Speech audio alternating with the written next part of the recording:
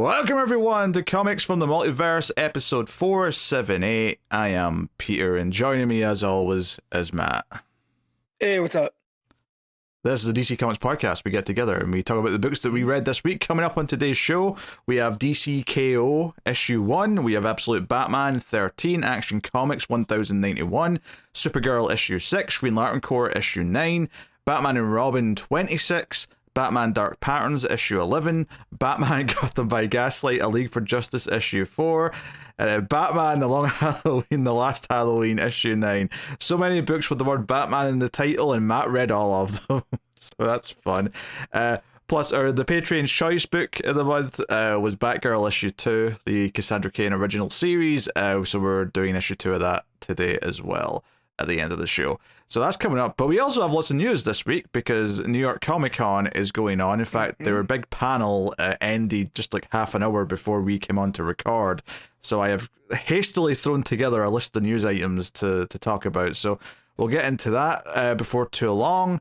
But that's what's coming up on the show. If you're wondering why Kryptonite Spectrum is not on the list, Matt forgot about it, and I suggested we just wait until week 5 this month to talk about it, because there's a week 5 and there's only 3 books out, so we can throw a couple of things on that week to spread things out and make our lives easy, especially since today we got a lot of news to talk about. So that is what we're going to do. So yeah, well, how was your week, Matt?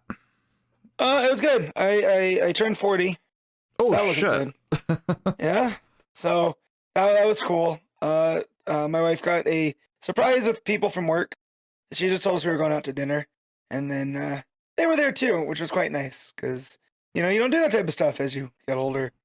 Because there's it's just another day. That said, I woke up to the kitchen decorated with a bunch of Superman birthday stuff. So did I turn 40 or did I turn 14? What's the difference?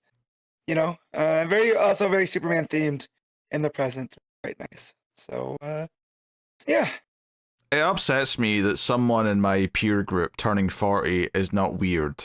Like, it's not that much of a gap for me. I mean, I'm younger than you, don't get me wrong. I've got a few years before I'm hitting 40, but it's worrying just how normal this is coming across to me. And that's scary. Like, you should look old to me right now. I should be sitting here going, oh, you old man. And the fact that I don't feel that way is very distressing. So no, there's a whole generation of us that are still essentially late teenagers, even though we're up in this age. Just from the fact, like, they're rolling out adult Happy Meals at fast food places, right? Like, that is definitely geared for our generation that are refusing to grow up, right? Like, I'm going to a concert so my brother is 8 years younger than me, right? So we're going to a concert next week, and I'm definitely going to be the oldest guy in the mosh pit. And I'm using that as a point of pride, because I might be old, right? But I'm still going to have fun, That said, if I throw out my back, I'm going to be in the back. I will take a break if I need to. Like, no more needing any of that type of stuff. It's all, yes. I can be young, I can be in the mosh pit until one day the hip goes, and all of a sudden you're lying in pain. Oh, it's so funny. So my brother and his friend, we went to another concert back in the spring, and they were hardcore bands. The pit was a bit rougher, but I'm a pretty big guy. I can handle my own. And these two young pups were standing in the back as I was going crazy in the front. And they told me afterwards, they go, we couldn't believe that you're 8 years older than us. And it was all, also they've treated their bodies very poorly, despite being 8 years younger, a lot more concerts in their life than in mine. So, again, age is really how you feel. It's kind of just a number. Some days are worse than others. That said, I took the day off from work to go to that concert. So I will be well rested. Yeah, I mean, Peacemaker season 2 ended this past week, so that was a whole thing. Being caught up in that. I mean, have you started season 2 yet? Yes, I'm about 3 episodes in, and then we're taking a break to watch it's spooky season. So we've been mainlining horror movies instead of watching TV shows. Okay. So, yeah. I'll get back to it. That said, my friend needed context for something that I couldn't give him. So he didn't spoil, But he had questions about this episode that I try to put into frame for him from the comic book perspective.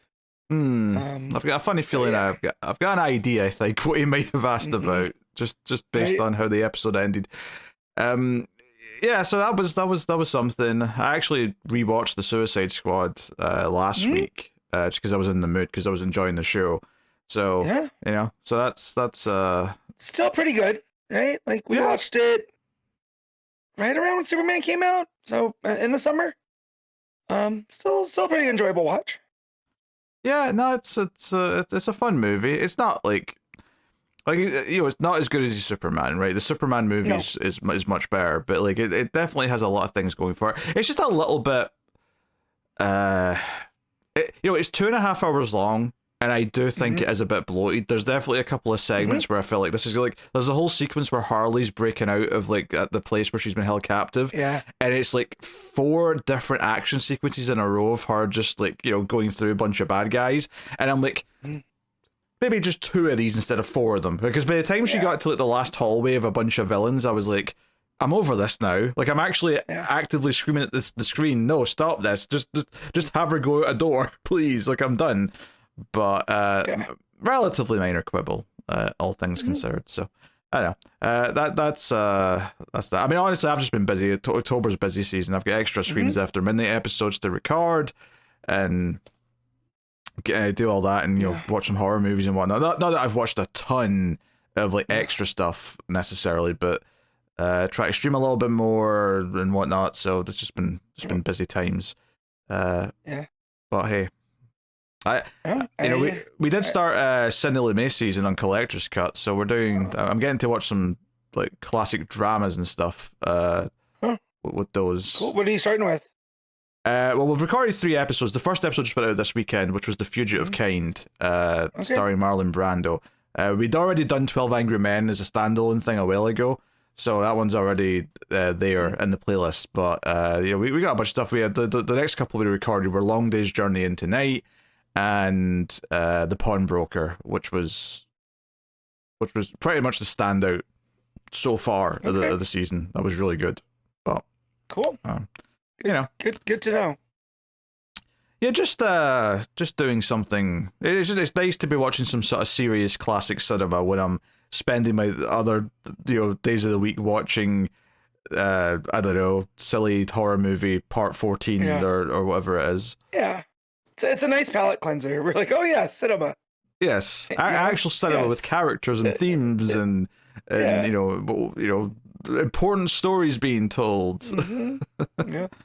I did watch The Substance last night, and let me tell you, I was not ready for where that went at the end. But you watched what last night? The Substance. Oh, The Substance. I think you said The Stepsons. Are like Stepsons. I don't know what that is. No. But okay, The Substance. Yes. Yes. Basically becomes a Guar concert at the end, and that's a movie I've seen. Much prefer the director's other movie I've seen, which was Revenge. I much like Revenge more than The Substance. But I think you're in a heavy minority on that opinion. I feel like most of the world thinks The Substance is the director leveling up into a higher echelon. Oh, I'm saying the direction and everything is great. As a movie, I preferred Revenge than The Substance. But I did get a solid laugh at the end where I don't know if I was supposed to be laughing. I think maybe, because there are some funny moments. That movie is intentionally funny quite a bit. Like it's got a dark sense of humor to it. I don't think that's I wouldn't question that too much. When she's doing her hair before she goes out on stage, I much laughter on my couch. So yeah. Now, I mean, my problem is that whenever I think about watching a newish horror movie, I go, no, I shouldn't, because I'm going to have to watch it for streams soon anyway, so I don't want to watch it on my own now. So I end up watching a lot of classic stuff or obscure stuff, which can be good, but it does also mean I'm digging deep into to see something new. I mean, obviously, if I'm wanting to rewatch something, there's tons of classics I can rewatch, but I watched the last 25 minutes of Halloween on TV yesterday before we went out grocery shopping because it was on, So that's why I love this time of year. You are such an old man. You still watch like like you catch like bits of movies on broadcast TV. You ancient dinosaur. Well, so if the weather's not cooperating, so last night we were having some very heavy thunderstorms and rain, and one of our dogs is especially afraid of the thunder. So we'll leave the TV on a little bit loud to try to drown out some of the thunder. And as we turned the TV on, my wife was looking around for something to watch, and Halloween happened to be on. And I was like, hold on. Annie's going out to meet Paul. let me watch some of this, please. This is cinema. So I mean, I agree, it is. Yes. So let me just see this. But yeah, I honestly can't tell you the last time I like caught a movie on TV, because I don't actually watch that much TV. Right? It's usually sports, like live sports I'll turn into the TV for. But other than that, like we don't really watch TV shows as they air anymore. It's a lot of stuff on streaming, watch at our leisure and stuff. So yeah, just flipping around and finding Halloween. Of course I'm gonna put it on. Yeah, I don't think I've watched a movie as it's broadcast on a linear channel since maybe around 2011. 2012 was maybe when that finally kind of died out for me, and it's just not been a thing since. So hearing someone say that in 2025 is just a weird thing to hear to me. But I mean, I guess some people still watch old school TV. They were doing a Halloween on AMC, a Halloween marathon. It was called Run Michael Run. And so, Halloween aired, we came home, the end of Halloween 2 was on. Logically, what do you think they played next, Pete? Well, I mean, they could go with 3, but I could understand the logic of skipping to 4 if you wanted to say it's just the Michael Myers movies. Mm-hmm. Right? They followed 2 with Rob Zombie's Halloween. and I've never changed the channel faster in my whole life. Having to deal with that guy's shitty family in the first 2 minutes, it's very aggravating. So, yeah. Don't understand why they just didn't jump to 4. Like just go there. Yeah, but even like H2O would make sense, because that kind of carries on from 2, and so does 2018. Right. Halloween's this weird branching paths after 2 where you can go wherever you want, pretty much. But the Myers multiverse. Yes, but Rob Zombie's not one of them. He's his own separate weird timeline. Yes. Anyway, let's get into things. We've got a lot to talk about today. So we'll start off with the Kindle rankings, the list formerly known as the ComiXology Top 10.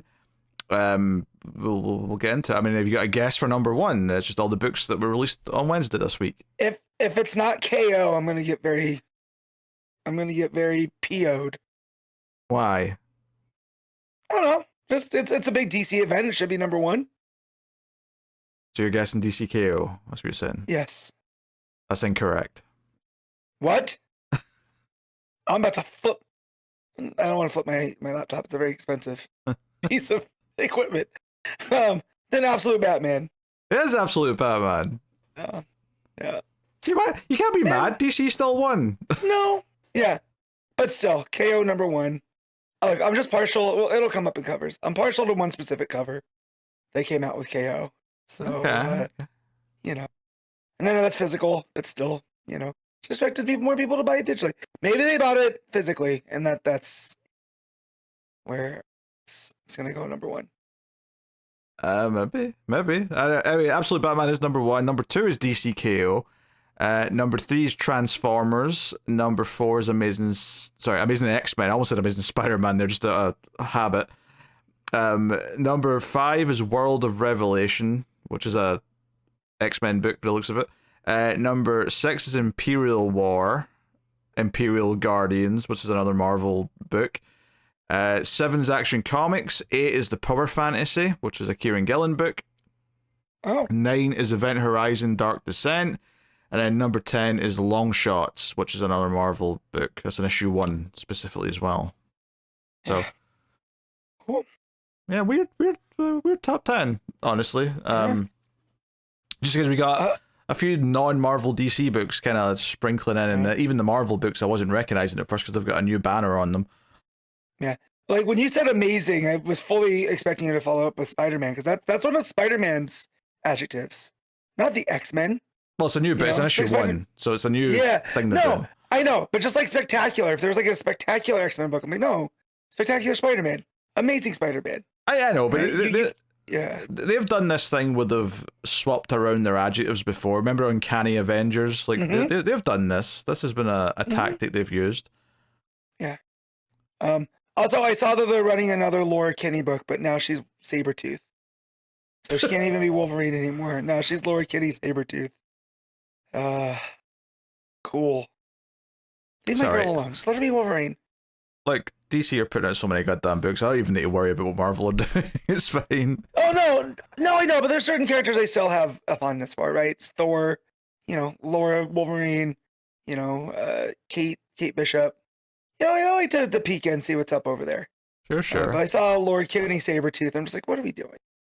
Yeah, so Green Lantern Corps at number 13, Long Halloween's at 14, Batman and Robin's at 16, Kryptonite Spectrum's at 17, Dark Patterns is at 18, Gotham by Gaslight's at 19, so a lot of DC books bundling up there. Supergirl's at 22, Aquaman at 23, so that's kind of where they're all sprinkling out this week. So a lot of competition this week, seemingly, from Marvel, and even some big...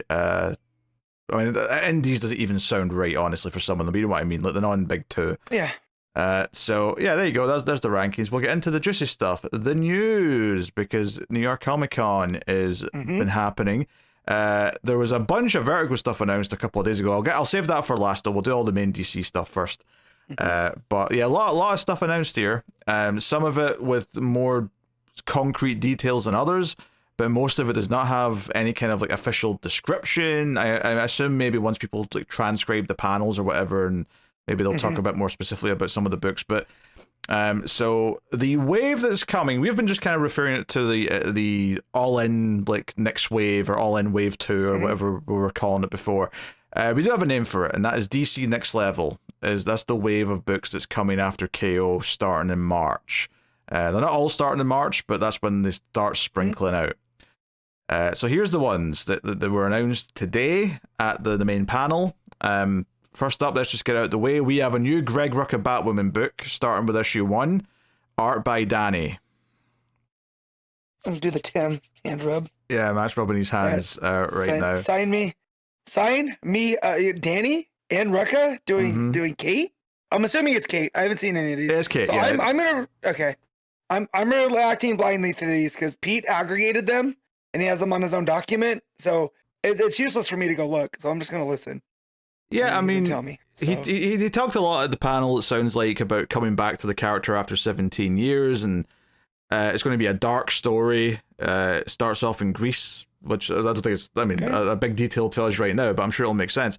And it is going to deal with her and her sister, which, admittedly, I did get sick of that always being the thing they do with Batwoman. However, this is Greg Rucka going back and actually finishing his story that he started in the first place and not something that someone else has done. So I'm a lot more lenient here about letting him finish his story that he started in Detective Comics back in like 2009 or whenever that was. So... Well, she first appeared in 52 in that series. So that was 2007? So yeah, whenever that Batwoman book in Detective started, right? When he took over. Yeah, it was 2008, 2009. So, I think it ran over some of those 2 years. God damn, that's too many years. I know, it's a long time ago. You were in your 20s. I was. Then you're 40 now, you ancient old man. Yeah, so obviously this is exciting, and this is one of the things that we're getting at again from the skimming that I did of what they said at the panel. Snyder was up talking about it, is that this line is kind of being driven by like what the creators want to do, like what their passion projects are, and some of it's new stuff, but some of it's about finishing old stuff, and some of the Vertigo stuff was about that as well, so we'll get to that. But this is clearly a case of, hey, Rucka never got to actually do the rest of his Batwoman because he ended up leaving DC for a variety of reasons.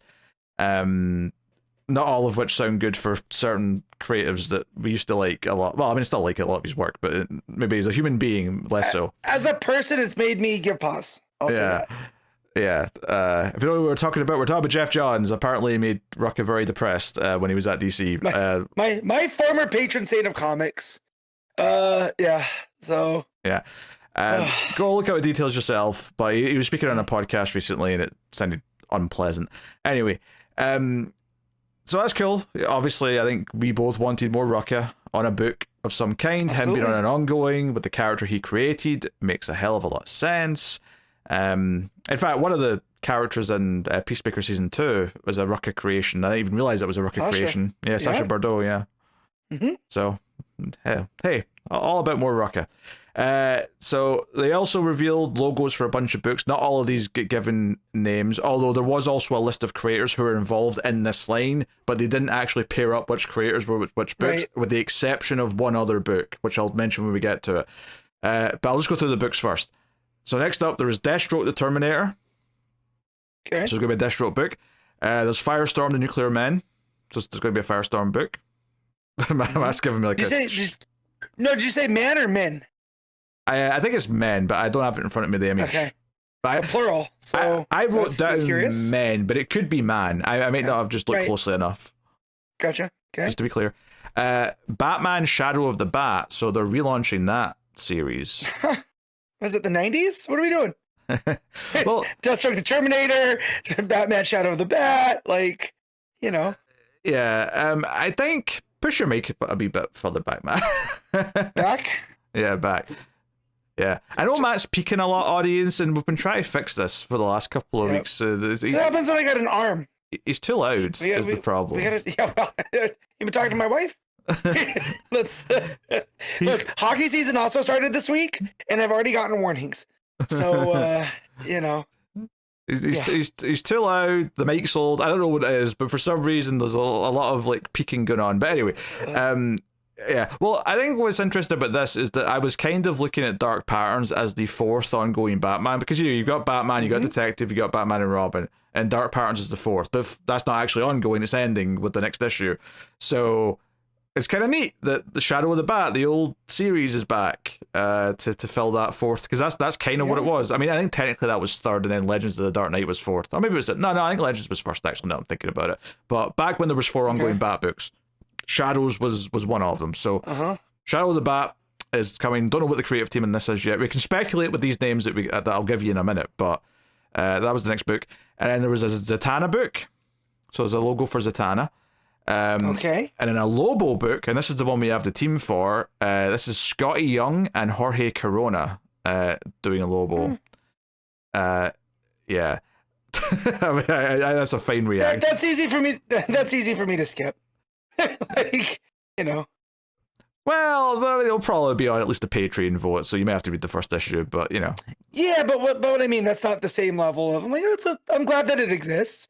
Sure. I'm glad that, you know, Jorge Corona, we like his work on Batgirls, right? So it'll look nice at least, but I'm not big on Lobo, so yeah.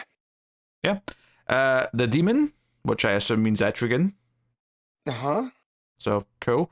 And then interestingly, the last one on the image that was going around is Barbara Gordon Breakout. Not Batgirl Breakout, not Oracle Breakout. Barbara Gordon Breakout. That seems very specific. It also doesn't sound like an ongoing. That one definitely sounds like a limited series of some kind. Yeah. But, you know, we'll see. Yeah. Barbara Gordon Breakout. I wonder what that is. My face is just processing this as I'm telling him. I'm just watching the reaction play out. There wasn't a final book, though, because it wasn't on the slide, but they mentioned it separately. And that is that Legion of Superheroes is returning with a series at some point soon. And they did reveal who's writing it. Right? Okay. I am so excited, Matt. I am passionate about this. If you say a certain name. What? No. Come on. I don't think I'm going where you're worried I'm going, but I'm worried about it being a name that would make you instantly go, well, I'm not reading this book because it's the Legion and this writer. Well, you're kind of right about that, actually. I'm excited that I get to skip a book by this writer finally, because Joshua Williamson is writing Legion of Superheroes. Oh, God. All right. You know what? Hook it to my veins. Let's see what he got. It's got to be better than Bendis's. I'll tell you that much. That Bendis made me check out a Legion so fast. Yes. Apparently, he actually reached out to Mark Waid and asked for permission to do Legion of Superheroes. So, you know, okay. Like, and again, I don't think he needs to do that, right? It's Josh Williamson, right? the fact that he chose to do that makes me feel, that's cool. I like that. Yeah. And maybe he can ask Mark for some guidance so it doesn't end up like some of the other Legion books I've been not forced to read that I've inflicted upon myself. So you obviously want to check it out anyway, so I won't put it on the vote. We'll cover issue 1 no matter what, and I will read issue 1.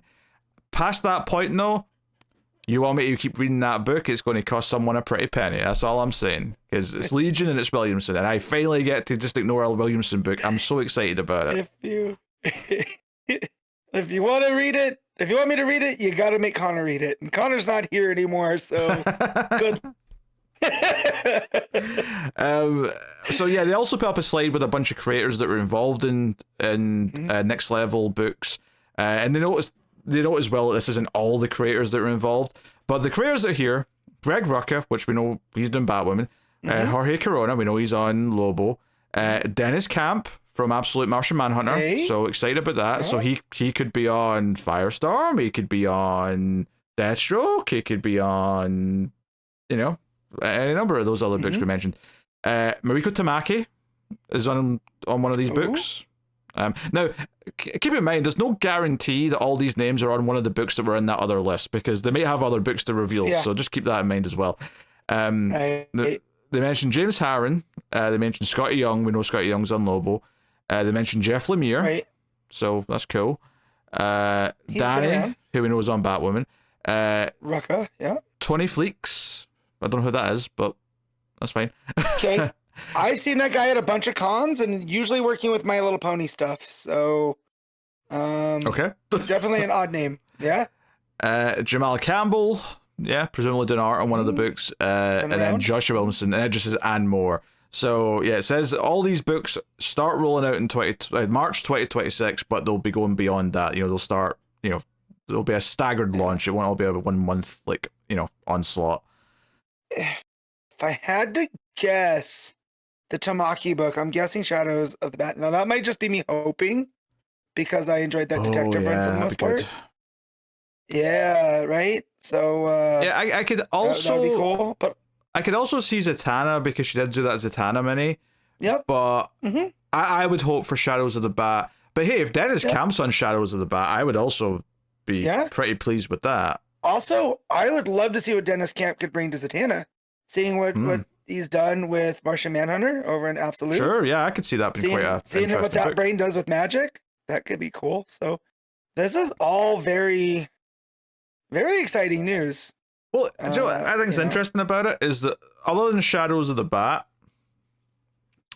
none of it's. I mean, I guess you could say Batwoman's kind of a Bat book, and Barbara Gordon, but it's not Batman, Superman, Wonder Woman. It's not another Justice League book. No. These are all, other than Shadows of the Bat, they're all kind of characters who don't have books right now getting a chance to shine for a little bit, and maybe some of them will end up just being 6-12 issue series, and that's okay if it is, but no, it's cool. But DC does this every so often, where they go and they give the focus to minor characters and they kind of let stuff grow, which I do appreciate them for that. That's how I found about the Demon. And when I first read Etrigan, it was in that what was it called? It was the DC Knights book, right? It came up in New 52. I'm drawing a blank on the name, but it was essentially medieval Justice League. I know what book you're talking about. Yeah. Oh, I can't remember the name of it, but I know what you're talking about. Yeah, and that's how I came across Etrigan, was through that. So the fact here, this is going to open up these characters to new people as well. And same with Firestorm. I've never known a Firestorm book to stick. So maybe they give it a go every so often to see how it goes. One day, some of these characters will get that run that defines them. That everyone always talks about when they talk about that character. And maybe this will be Firestorm's chance. Maybe this will be Lobo's chance. Maybe this will be whoever's chance. But admittedly, there's obviously some here that I'm less excited about inherently than the others, because getting me excited for Lobo is a pretty dire situation to get into. But I'm also wondering if that's coming out in anticipation for Lobo in Woman of Tomorrow as well. Well, it's not called that anymore, but yeah. Yeah, it's not. No, it's just Supergirl now. It's just Supergirl. They dropped the subtitle. Okay. I mean, I guess that's fair. So I guess for the Supergirl movie, we know Lobo's going to be a supporting character. So that's true. I wonder if that's a bit of synergy going on, which is smart. I wonder if any of these other ones are also like synergy we just don't know about yet because it's a surprise. Like, what if I don't know, Zatanna shows up in Supergirl and it's like, oh, that's why there's a Zatanna book ready to go. We just didn't know about it yet. Wouldn't put it past them. Now there is a couple other DC books that were announced the previous day. So one is a Black Label book called Sirens Love Hurts by Tini Howard and artist Babs Tarr. And this is obviously Poison Ivy, Harley Quinn, and Catwoman, but also Black Canary. And it's described as Sex and the City meets Gotham's most infamous women. So I have to admit, Tini Howard as a name does not excite me because, like, her Catwoman run was very easy to just leave behind. So I I'm not excited based on these names, but I mean, maybe Black Label gives enough freedom that this could be something interesting because it's not confined to continuity, but I don't know. Yeah, I do like Baptist art, so that was one of those ones where like, you lost me, you got me. Sex and City with DC, I'm back out. But yeah, we'll see. Again, I like that they're taking I don't want to say taking a risk, right?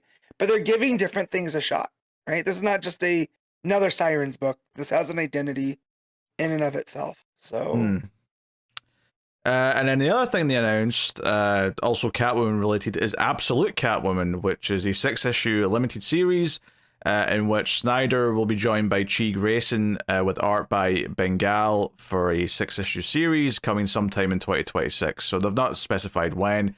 Obviously, Snyder's been writing the character in Absolute Batman as of this week, so it makes sense he would be somewhat involved in the spin-off miniseries. Yeah. So, and it's nice to have a character with a bit of a sense of humor in Absolute DC, as we've seen in the book we'll talk about.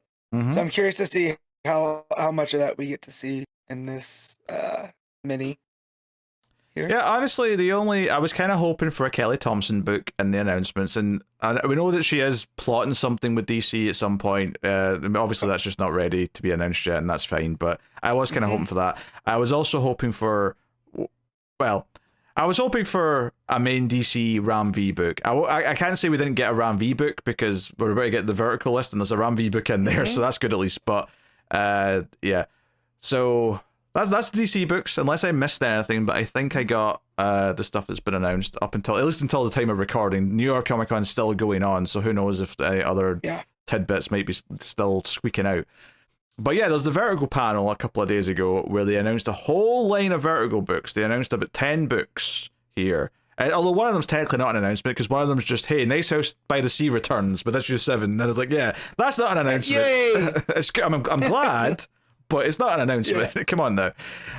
So yeah, that's coming in. I think that was February. February 4th. That's coming out. But so that was first on the list. That's exactly what you think it is, right? But they announced a whole line of books here. And this is interesting stuff. And I like doing Vertigo books. I like that because I think it would have been very easy for us to say, oh, we're not going to do Vertigo books because it's not DC continuity or whatever. But I'm kind of glad we never made that choice because I think it does keep things interesting and we get to do different types of books. Like Nice House by the Lake and Sea has been like some of the most interesting discussions we've had on the show. Yeah. So with that in mind, here's the books. Bleeding Hearts by Dennis Camp and Stepan Morian. Morian? I'm probably butchering the name. But yeah, so obviously we have loved Absolute Martian Manhunter. This is that writer on creator owned maybe isn't the right term here because it's Vertigo, but you know what I mean? Like that type of book. Yeah. What would we call that? It's not their own thing. Original IP, I guess. I don't know. So, what's this about? Do we know? Creator loaned. I've coined a term. Creator loaned. Creator loaned.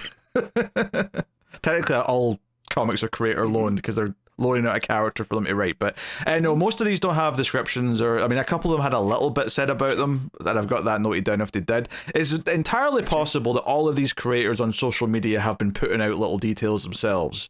Yeah, this is where Connor sense. being like constantly scouring his blue sky would have come in handy. But so that's Bleeding Hearts. There is covers for them all though. You know, if you want to check out those. So we got Bleeding Hearts by Dennis Camp. We got End of Life by Kyle Starks and Steve Pugh. Now, I think I like Steve Pugh art. I think I remember liking Steve Pugh art. I don't know Starks' work. I don't think. Let's see. What's his name? Is it Kyle Starks? Kyle Starks. Worked on Rick and Morty, as comics from Ani Press, as well as creator-owned comics Sex Castle, Kill Them All, and Assassination. Which is Assassination. But a DC, wrote Peacemaker Tries Hard, which is that Peacemaker book. All right. So I have nothing to base this person on then, but maybe they're good. But nothing to say there. Next up, we get we have The Peril of the Brutal Dark, an Ezra Kane mystery. And this is by Chris Condon, who's just done that Green Arrow run that's been pretty good, and Jacob Phillips on art. So, Jacob Phillips, the son of Sean Phillips, who works with Brew Baker on Criminal. Interesting. So I don't care what this is about. I'm going to read it. Yeah, I mean, obviously with a lot of these, like the titles might sound cool and the premise, if we have them, might sound cool, but it's really the creators that you're getting excited for. Yeah. We have 100 Bullets, the US of Anger by Brian Azzarello and Eduardo Rizzo. So this is obviously a sequel to their 100 Bullets series. That's, the US of Anger, that's just me lately. Yeah. So this is the specific, for whatever reason they specified that this is going to be July 2026 when it starts. I don't know why they specified this one book got a month outside. What do they know that we don't? Yeah. Well, I mean, this is gonna. Yeah. Some of the others do have a starting date, but they're all in February. Whereas this is the only one from later in the year that randomly has a release window. Anyway. Then we got Black Tower, The Raven Conspiracy by Ram V and Mike Perkins. Sold. I know. Here's all my money up front. What a team. We're good. They're calling that a spy thriller, so if that sounds interesting to you, there you go. Hopefully I say this correctly. We have Necretaceous by Tom Taylor and Derek Robinson, which is about zombie dinosaurs. Good. Sold. And then we have another zombie book called Bleeding Hearts. I don't even have a creative team for this one. I just mentioned they mentioned the Tom Taylor one, said, oh, by the way, there's another zombie book they've announced called Bleeding Hearts. Bleeding Hearts was the Dennis Camp one. That's the one you led with. Oh, did I already talk about that one? Oh, so I did. Yeah. Oh, it's a zombie book then. There you go. Yeah. I clearly didn't realize that was referencing something that I already read earlier. Fair enough. All right, so that's cool. And then we have Fanatic by Grace Ellis and Hannah Templar. Is Grace related to Warren Ellis? I don't know. Well, I'll look. I don't know. This one's got a little bit of a description though. Fanatic is about the parasocial relationship between the creator and the fan. It mentions that Ellis has written about 60 Teen Titan fan fictions, which is a weird little bit of trivia to put in there. You know what? Then they're very, very familiar with that line between fan and creator. Yes, they are. It's kind of funny though that, I mean, I assume then that for Grace Ellis, the dream is to write a Teen Titans book. If she's written 60 Teen Titans fan fictions, she must be absolutely chomping at the bit. This must be like her test to get to write some Teen Titans. So, Grace Ellis, no relation to Warren as far as I can tell. Okay, fair enough. Did that book in the mid-2010s called Lumberjanes.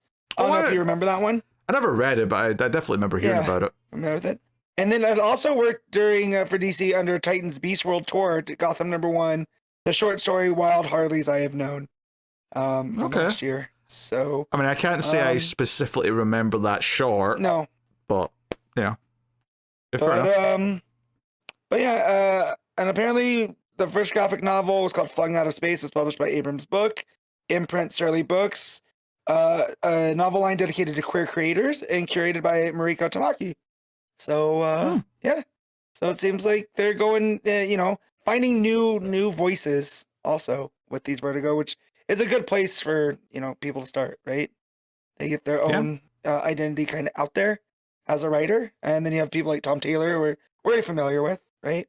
And we're gonna check that out. So I like that Vertigo exists in this format again. Yeah. Next up, we got A Walking Shadow by Cy Spurrier and Aaron Campbell, which is described as a walking shadow with a Macbeth. Or he described Walking Shadow with a Macbeth quote. He also said Stephen King loved the twist. So apparently Stephen King's already read the script. So yeah. Cool. Also, it mentions they use stop motion dolls were used as part of creating the art. So I don't know what they mean by that. Like they used dolls and then took photos of them maybe for some of the panels. I don't know. Okay. That's curious. It's different. It's interesting. Yeah. I mean, if nothing else. I was, funnily enough, before this got announced, I was talking to my wife about the Hill House imprint. How DC did this really cool thing where they had Joe Hill curate, these line of horror books, and they were all very different and whatever. And I kind of missed that. And then a couple days later, they're announcing the Vertigo stuff, which, not that these are all horror based, right? But they all seem very different. And yeah, it makes, comics exciting again. Because as much as I love superheroes, sometimes you need a break in it, right? Oh, sure. Yeah. And I'm glad that Vertigo is here for that. Yeah. But stop giving summary thoughts after every single one. I'm not done with the list yet. Next up is The Crying Doll by Mariko Tamaki and Rosemary Valero O'Connell. I love how the double barrel names Valerie O'Connell, because Valero and O'Connell sound so different culturally. Yes. But yeah, Tamaki obviously I like quite a bit. Crying Doll sounds creepy, so yes, we'll I'm down for it. And then the last thing they announced as part of this vertical lineup is very interesting. So it's a Swamp Thing 4-issue miniseries. However, it's not just a random Swamp Thing miniseries. It's actually them doing a story that was cancelled back at the end of the 80s because it was controversial, because it was about Swamp Thing meeting Jesus, and that's starting in April 2026. I remember hearing about this. This was when I used to read Wizard. This was one of those, things that could have been. And it was all plotted. And I even believed it was drawn, and they just pulled it and said these issues don't exist anymore. Yeah. So, I mean, I don't know how much they've said about it, but I assume they're going to be using that material and then someone's just sort of touching it up for release kind of thing. But it's interesting. Technically, it's the end of whatever that guy's run was. It was writing at the time, but I'm sure it'll be easy to jump in and just read this on its own and see how it is. But I'm always down for some more good Swamp Thing. So, and this is what I was referring to earlier when I said even the Vertigo books had kind of a, we need to go back and finish something that's been left unfinished, so it's nice to have that mantra. Just to wrap up here, they do mention the rollout of this stuff begins in February with Nice House by the Sea, and then a week later Bleeding Hearts issue 1, then a week later End of Life, and then a week later is The Peril of Brutal Dark, and then it says the rest will sprinkle out throughout the year. So they're doing 4 in a row in February, but then they're pretty spread out after that. So while that was a lot of books we just talked about, I mean, they're all spread out. This is not like we're hitting March and we're getting 20 new books, 10 DC and 10 Vertigo. So it should be easy going to check most of them out when the time comes. I also, just before we move on from the news, I would like to just throw in that Jim Lee, just being a man of the people, at New York Comic Con stood up and said that while he's in charge, DC will never use AI for storytelling or creating art. So it's just, I think what sticks out to me about him doing that, obviously I like hearing that because I like DC and I hate AI being used for artistic purposes, is that I think it shows why it's important that the person in charge of the company is someone who is a creator themselves and understands what's important to the people reading and making the books. Because if this was just some executive, like a lot of other industries have got this problem right now, where it's just executives in a boardroom are like, AI is great, we love AI, we can fire people, and we want to use AI, we're just going to shove it down people's throats. Jim Lee's kind of standing out as like one of the few people at one of the companies that I remotely follow who is actually saying, no, we're not going to do that. We're going to, like, this is a stance I am taking. This is not like some thing, you know? So. I don't know what a co-publisher does, but I'm glad he's doing it. Right? I'm glad it's not a more, you know, like you said, an executive that is looking at spreadsheets. This is a guy that drew pages, you know, back in the day where it was, you know, actual pages in ink and all this other type of stuff. He occasionally still draws pages for Batman Hatush whenever it's coming out. He's too busy making good speeches at New York Comic Con. Being at these panels has delayed that final issue another 3 months. I promise you. You know what, Jim? Take your time, bud. You know what? keep defending art from AI. All right, like I want to hear more of these. You know, go to Blumhouse and talk to Dr. Blum while we're at it. Oh yeah, you know? yeah. My favorite new running gag is saying that Hatush has been delayed by several months because Jim Lee did something, and it doesn't matter how small the thing is. He went out for lunch today. Hatush has been delayed for 2 months. Yeah. He had a very nice turkey sandwich that has been delayed 3 months.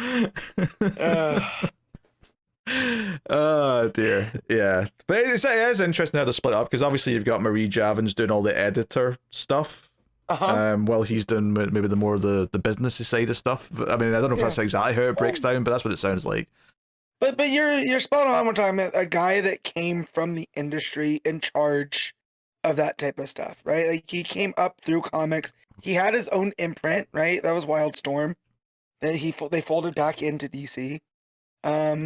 So he knows comic, you know, for better or for worse. So the fact that he's up there saying that as long as I have a say in things, this is what we're doing, and it doesn't involve AI, that makes me very proud to be a DC fan. Yeah, so there you go. That's all the news from New York Comic Con, at least that I caught. Obviously, a lot of stuff coming out. It's entirely possible some stuff slipped through the cracks, but no, pretty healthy amount of stuff, and definitely weirder stuff than I was expecting. I don't know if I was thinking it was going to be like. I guess I thought, there'll be a few big books, like maybe a new, I don't know, new Teen Titans book or something like that, you know? Yeah, we knew something was coming out for March, right? Because we've seen the solicits. We looked like they were gearing up for something, but I don't think we had like Shadows of the Bat coming back in 2026. You know, so that's a fun surprise. Yeah. Oh, here's something that I missed that is just kind of weirdly that we're talking about a panel. Apparently Sub-Zero is going to show up during DCKO. Oh, yeah. And Homelander. And Homelander? Yes. I saw this last night. A whole bunch of these pop culture characters from the Warner Brothers Discovery side of things are going to be popping up in KO. I don't know in what form. Right, like if these are type, you know, tie-in type things. Yeah, Annabelle's in this image. Okay, fair enough. Wait, is the Boys owned by Warner Brothers? I don't know. I would think so, as I know it's on Amazon. I mean, why else would Homelander be there? I mean, they did put him in Mortal Kombat, which is also Warner Bros. So I guess they probably, I guess they do make they probably make the show then for Amazon, as my assumption. But yeah. Okay, weird. I don't recognize all the characters in this image though. So let me look it up, because I remember seeing it. But yeah, I saw Sub-Zero. I saw Homelander. I'm trying to think. I believe it was Red Sonja. Some sort of barbarian looking lady. Yeah, there's two ladies in scantily clad bikini looking things. Yeah. So one might be Red Sonja. I don't know who the other ones might be. Yes. Some tiger. Oh, and it looks like Vampirella. Vampirella is one. Yeah, okay. That's Vampirella. Who's the bear? I don't know who the big teddy. I don't know that one. But then Annabelle's there from the Conjuring universe. In the corner above Red Sonja or whoever that is. Yeah, I mentioned Annabelle. I said her like 4 characters ago. Oh, you did? Yeah. Oh, I missed that. Anyway. Yeah, I don't know what this is. I don't know, multiverse shenanigans. It's just a cover. Yeah. It's just gonna be multiverse shenanigans. They're pulled in from whatever. Who cares? Like it's a cute marketing stunt, and that's about it. Like there's nothing else to really worry about.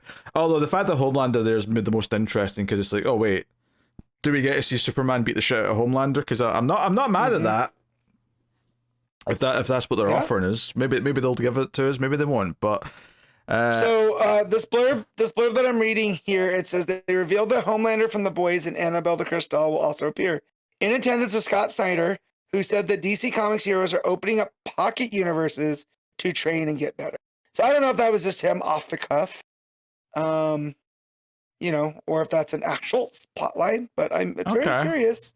And yeah, that is Vampirella, Red Sonja, and then Sam from Beneath the Trees Where No One Sees. I don't know what that is, but I like the rap. So it's not even remotely ringing a bell. But fair enough. Okay, there you go. So it just came out, or it's coming out October 18th. It is a psychological horror book, comic book that's coming out. So yeah, very, very curious. Anthropomorphic bear murderer. It's an IDW book. Weird. Okay. Yeah, weird. Yeah, I mean, even Vampirella is kind of a weird pull, but like another comic character from another company that's not even been released yet. That's even weirder. But all right, there you go. That is the news, everyone, from New York Comic Con, and we will get into this week's books. So, where are we here? Well, obviously, we start with the big one, don't we? DC KO issue 1, Scott Snyder and Joshua Williamson writing with Xermanico and Javier Fernández on the art. It's a beefy book. I know it was $6, but it's got 3 chapters. It feels quite beefy. It's about 40 pages, all in. So lots to process here. Obviously, this sets up the entire thing. It picks up where those other books left off before, both Justice League Unlimited and Superman, where Time Trapper's explaining stuff. I mean, we don't really know that right away. Obviously, we get a little tease of Superman getting ready for a fight, and then we get this little scene where Bruce and Diana and Clark are playing a Justice League board game, and there's like a little running gag that all the good things, all the power-ups that make you play better are all Bat-related. And then all the things that make you go backspaces are stuff like kryptonite. And Clark looks at the board game and goes, wait, published by M. Malone Games? This is strange. So anyway, it raises a couple of theme things, though, and then it gives us a big tease of the potential future. The thing they have to avert is that kaiju-sized Darkseid just appears outside the window and is just annihilating the city. And not only that, he's appearing everywhere at once. He's somehow in Metropolis, Themyscira, Gotham, Delaware, the Rock of all Eternity. the same time. Yeah, everywhere, all time and space. Darkseid is. Well, not all time yet. He's gradually coming back through time. He's gradually getting there. Yeah. But this is a week from now, it seems, and basically Time Trapper is showing or explaining all of this. I do think it's a little bit funny, though, that Time Trapper is taking the time. If he's the one telling them this, why is he giving them all this stuff about the board game part? That feels really weird for Time Trapper to be explaining that. I enjoyed that part of the story, like I was into it, but it's a little bit weird that he's telling that part of the story. And they're like, okay, if this is coming, if this is happening, surely we can fight him. And Time Trapper's like, no, you can't. We have looked at every possibility. Booster Gold's saying the same thing. We've looked at every possibility. You cannot beat him. He is going to win no matter what you try. He is inevitable. And maybe my favorite thing in the whole book is they suggest doing a new 52, because at least you'll exist, even though you won't remember anything. No. And Dick Grayson immediately says, F that, we're not doing that again. And I'm like, yes. To quote the gorilla, nope. So I did love that. And just the fact that they draw the characters in the new 52 pose, right? From that Justice League 1, right? But it's a lot squishier, right? But it's definitely going for those vibes. So they're definitely, it's not just that new 52. Yeah, it's not just the pose. Like saying pose implies they're just drawing these characters in that way, but this is just a panel of that version of the Justice League in those costumes. Superman's got his stupid collar. So on and so on. So It's like, yeah, I was like, hey, I love the idea that being, hey, there's an out here and that's the new 52, and everyone's like, nah, that sucks. We're never doing that again. Let's not do that. We're not gonna restart. We're gonna fight. Yeah, you know, so that's also the vibe. Anyway, this whole thing, right? So just to sort of sum up the setup of what this is that Darkseid has become all powerful, super like unstoppable, because effectively the absolute universe, which is a universe which all exists with the engine from inside Apocalypse, is kind of the center of the Earth on that universe, I should say. Huh? And because of that, right, because the center of like our universe, or the main universe, is Earth, right? Is where all the alpha energy is, and Darkseid is all about the omega energy, and the absolute universe is nothing but omega energy. All creates omega energy, and the entire universe basically is fueling him. Its existence is all going towards him, because he's soaking it all in. He is the champion, the one true god of that universe, and that's why he's unstoppable. He cannot be killed.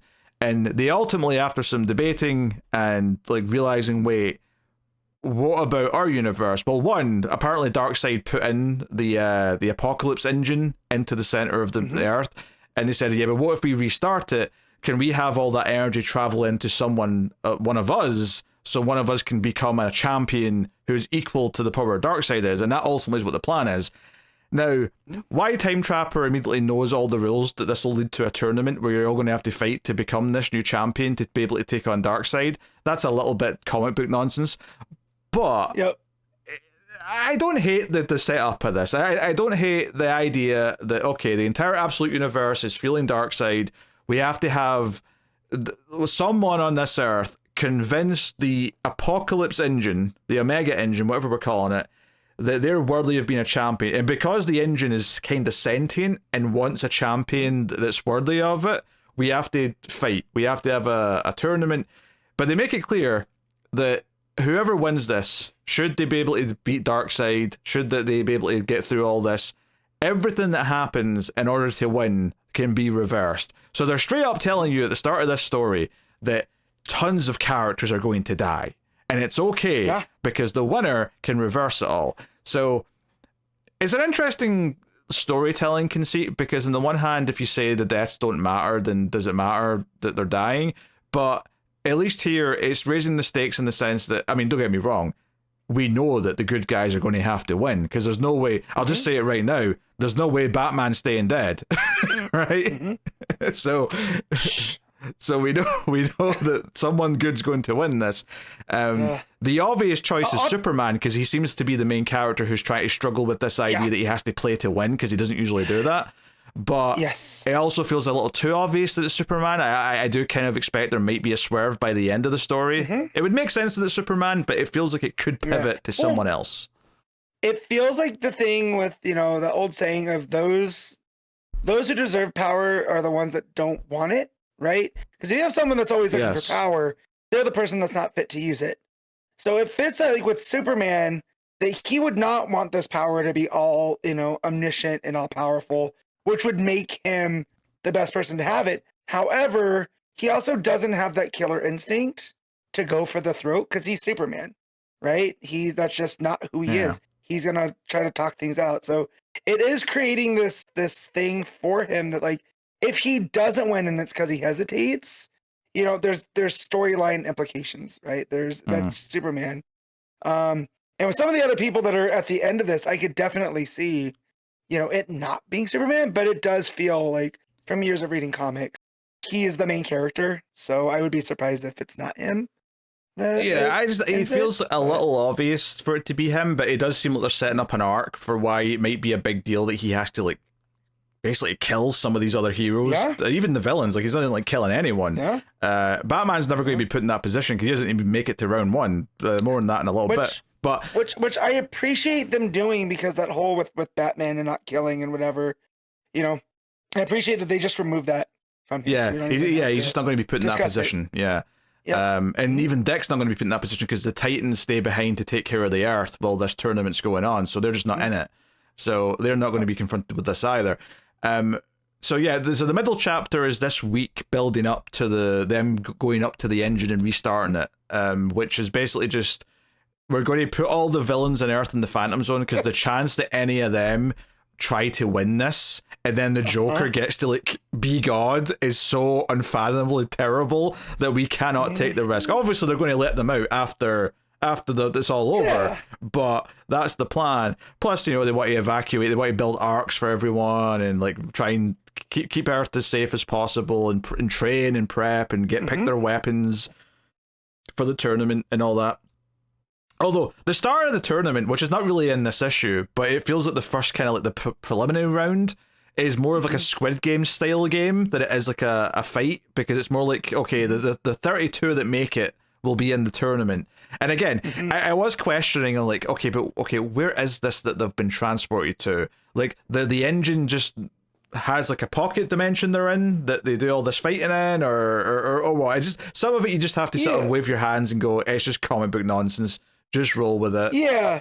Well, they call it the Skataris Nexus, and Skataris is that kingdom in the center of the Earth, right? It's own pocket dimension. So I'm assuming that's why they threw that in there, was that, you know, this Omega engine. Yeah, well, I get that's where it is, but I don't.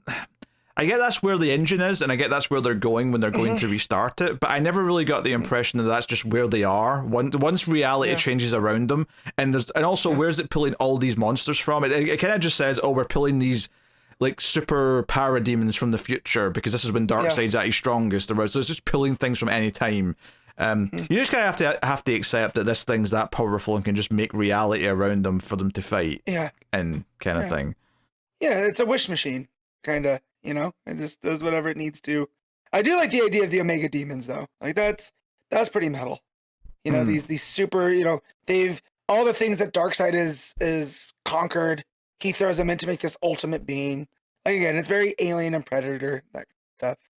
And yeah, I also, to go back to that week right before they get to the tournament, like seeing Clark sit with the super family in the park and just enjoy a quiet moment before everything starts. Well, I really love that. Yeah, that's one of the days that they all go and be with loved ones. Like, you take one day out of the week and go and like say your goodbyes in case this is it, and you know, remind yourself why you're fighting and all that. So no, like it creates significant build up. It works well in that sense. Once they do, you know, fly Booster Gold and he fires his like Omega energy at the engine. Reality changes. They're in this big sort of Colosseum-like battlefield. There's these giant like entities. We get some snake-like panels, like a board game, which I think is meant to like harken back to that opening sequence where they're playing the board game, and that's all fun. The big reveal here, though, is that out of nowhere, well, one, Batman gets shot, but secondly, who shoots him is, it turns out to be the Joker. Somehow, a bunch of the villains have managed to escape the Phantom Zone, and they're here. Now, is that because the engine just pulled them here, or is there something more specific at play? Who's to say? We'll find out. Yeah, there is a mole in the ranks, as we find out at the end. So I'm wondering if that has something to do with it, right? Yeah. Wait, is there? I'm sure I'll remember it when we get there, but I don't remember that off the top of my head. Well, there's a huge reveal at the end there, Pete. Yeah. But I was shocked because I did that whole vote for the bracket last weekend, right? And I forget who it came down to, but I remember at one point having Batman versus Superman, and this completely wrecks my bracket now, right? Because Batman wasn't even an option. But I do appreciate that they did that to throw everybody off the scent, right? Like if you're thinking you're having... I know what you're talking about in the end there. I didn't consider that a mole because it's not really... he's being controlled. It's not like he's turned. But yeah, okay, I know what you mean now. Right. Yes, right. I was speaking vaguely, but yeah, just the fact now that Batman's not even actually one of the contestants, and that ruins an entire bracket section. But I love that for storytelling. It kept us on our toes. That's your shock value thing in issue 1. It's like Batman's not even going to be in it when everyone assumed he was going to make it really far because he's Batman. So, you know, that is what it is. I guess one of the things that, like, I don't know if they're even going to bother addressing this is, like, you know, are the power levels down here going to matter? Like, are they all kind of equal because they're down here? You know, it's tough to know because there's definitely some people still in there that are just human, effectively. Yeah. So, you know, I wonder how they're going to play with that. But Obviously, the other thing that's the shock value here is the villain has been involved in it, because those are the ones that I think were all redacted on the tournament bracket. It was like, hey, we're not telling you who this one is. And even when you get to the tournament bracket at the end of the issue, Batman's spot has got a smile over it now. So Joker's taking Batman's spot. So that's a fun little way of revealing that, I think. So anyway, we'll go through the 32 because they give us a nice 2-page spread or 2-page layout of all the heads of the characters. So let's see if I recognize them all just from their headshots. Joker, Star Sapphire, Jay Garrick, Vixen, Connor Hawk, Etrigan, Superman, Cheetah, Hawkman, Lobo, Zatanna, Power Girl, Plastic Man, Batwoman, Jarro, Big Barda, Lex Luthor, Harley Quinn, King Shark, Aquaman, Black Lightning, Supergirl, Firestorm, Damian Wayne, Giganta, Captain Atom, Swamp Thing, Cyborg, Red Hood, Guy Gardner, Metamorpho, and Wonder Woman. Nailed it. Yeah. Although that Giganta is blonde and the Giganta here is red, so I wonder if that's a coloring error. Yeah. Oh, don't get started, Matt. You went on a whole thing last time about Lara L never being blonde, and immediately there was a comment saying she's been blonde tons of times. Matt's just okay. That's fine. I'm just saying this Giganta here is not the same as the Giganta there standing with the Joker and King Shark. And that is fair. I mean, very, very, very clear red hair. So, but whatever. It doesn't matter. The way she's leaning down is clearly Giganta. So, it's fine. But yeah, so, yeah. It also does tease, and I wasn't sure if we were getting this in this event, but it does tease the absolute versions of Batman, Superman, and Wonder Woman. They're in shadow, you just see their legs as the narrators, and it's Darkseid who's, well, it's not Darkseid that's narrating, is it? No, it's the engine. It's the engine. That's right. It's the engine itself. That's right. For I can tell you the answer. I am the heart of apocalypse. Yeah. Right. But this is the thing that gets me right on that page. It says, the surprise is coming, like his 3 destroyers, and like everything in the Absolute universe tells me that Absolute, Superman, Batman, and Wonder Woman all stand in a against Darkseid's values in that world, right? Like that's why they're special. So how are they being used here by Darkseid? That was another good hook. Where I'm like, wait, why are they calling them his destroyers? Well, I mean, it depends. I mean, on the one hand, they could just be lied to and told that they have to beat this other world or their world will die or something like that. So maybe they think they have to. It could be not really them. It could be, I don't know, there's a bunch of reasons why like this might be the case, but I don't think it's because they're all devout to Darkseid. I guess I'll just say that. Yeah. Well, yeah, but it's just the way that it was brought up. It definitely made me go, oh, okay, what's this now? So it was like Snyder still has some tricks up his sleeve. Yeah, it's interesting though that because Batman's not in the tournament anymore, he won't get to meet this Batman, at least not yet. Yeah. And because all of this is effectively going to be erased, like, I wonder, will all the characters not remember this tournament after the fact, and therefore we'll still get to have first meetings again later because none of them will remember it, but curious. I'm also thinking about what the different heroes' Earth would be like if they win. And I just feel like if Superman does win and recreate everything's basically as we know it, but there's just a Mark Waid vibe to it. Just like his personification of the DC universe type vibe versus if, Batman would had he got in there to win or whatever. It was just a fun thought experiment. Yeah, I don't think whoever wins is going to significantly change the world, unless that's going to be a big plot point coming out of is that someone, maybe someone who's not as heroic as Superman, like someone who's still going to fix things, but is a little selfish and maybe does alter things a little bit to their liking. So basically, Jason Todd cannot win, is what I'm saying, right? No. Jason Todd must lose at all costs.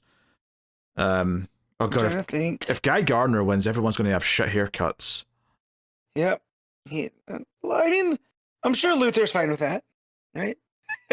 He wouldn't mind. Anyway, the reveal at the end is that Darkseid is actually basically possessing Booster Gold or puppeting Booster Gold right now. Now, how long has that been going on? Probably since he was brought back from the future, at least I would imagine. Yeah. But I wonder if it has to do with him having all of that Omega energy, right, absorbed into him for being there so long, that it just was a byproduct of that, and this was, Darkseid was able to exploit that to his advantage. No, I would. I think it's the opposite way around. I think the reason why he has Omega energy is because Darkseid's in him. Yeah. Yeah. It makes more sense that that energy is a side effect of Darkseid like taking control of him and being a part of him. That it does no, he's been pumped with a lot of Omega energy, so Darkseid just happens to be in him now. Makes more sense the other way around to me. Yeah, no, it does.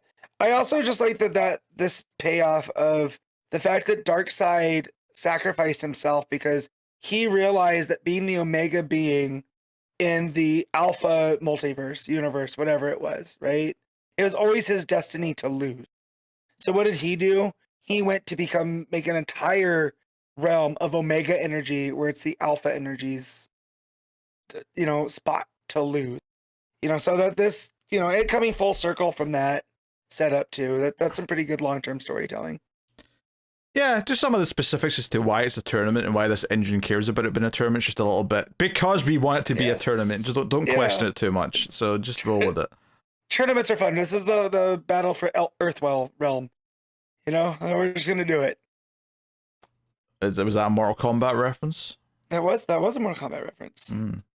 Very good. So for the next 6 months, they're not DC, they're DK, because you have to spell Anthem with a C with a K. That's right. All right.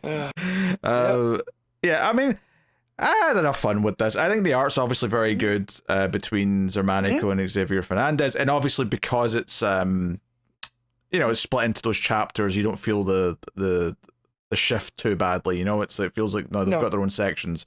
So that's cool. I really, I enjoyed the action. I like the shock value of Batman going down and him sort of giving dying words to Superman to remember, what to do. And I think it poses an interesting dilemma for Superman to have to actually try and genuinely win this, as opposed to just trying to protect everyone. I do like that Bruce's dying words to his friend are play to win. This is not one of those times to be you. I do what I would do, which I really like because it makes their friendship mean something, right? This is what it is, and those are his. You say that, but the irony is that under normal circumstances, this isn't what Batman would do. Batman would never kill, but he's like, you need to win this. Right, but that's what I mean. But Batman always is going to try to win, right? That's the I know, but I'm pointing out the irony here of the context of where this is coming up. There you go. Well, because it's set up when they're playing the board games, right? In that little section, that Superman always likes to play games where everyone just has fun, right? There's not a point to winning, that type of thing. Whereas Bruce is like, can we play something where there's a little bit of competition? So they set that up early. So when you get to that point, and Batman is telling, a dying Batman selling this to Superman, where it makes me feel like Superman's in over his head here, which is a very rare scenario for him to be in, given the fact that he's Superman. So I just love how that was set up. Yeah, I had fun. I think it is a good first issue of an event book, as long as you go into it with the expectation that it is an event book, right? So it sounds like Faint Prey say it's good for an event, but it kind of is. I think most events don't overcome the fact that they're events. There's kind of a way they work in a way that you kind of enjoy them that's different to normal books. And I had a good time with this. Now, admittedly, I feel like all of Snyder's events, Metal, Death Metal, all those ones that he's done since we've started this show, I think they always start with a cool premise, and then by the end, I'm always a little bit burned out with whatever it was doing. Yeah. So, I hope that doesn't happen this time. It's likely that it probably will, because he's Snyder, and it's just kind of how his events go. But I am, at the very least, the core premise of someone has to absorb all the energy of our universe so that we have a chance against this Darkseid that's absorbed all the energy of his universe, I think is an intriguing central part of it. All of the specifics about the engine and it needing to be a tournament to achieve the power is all just a bit just because that's what we want to do.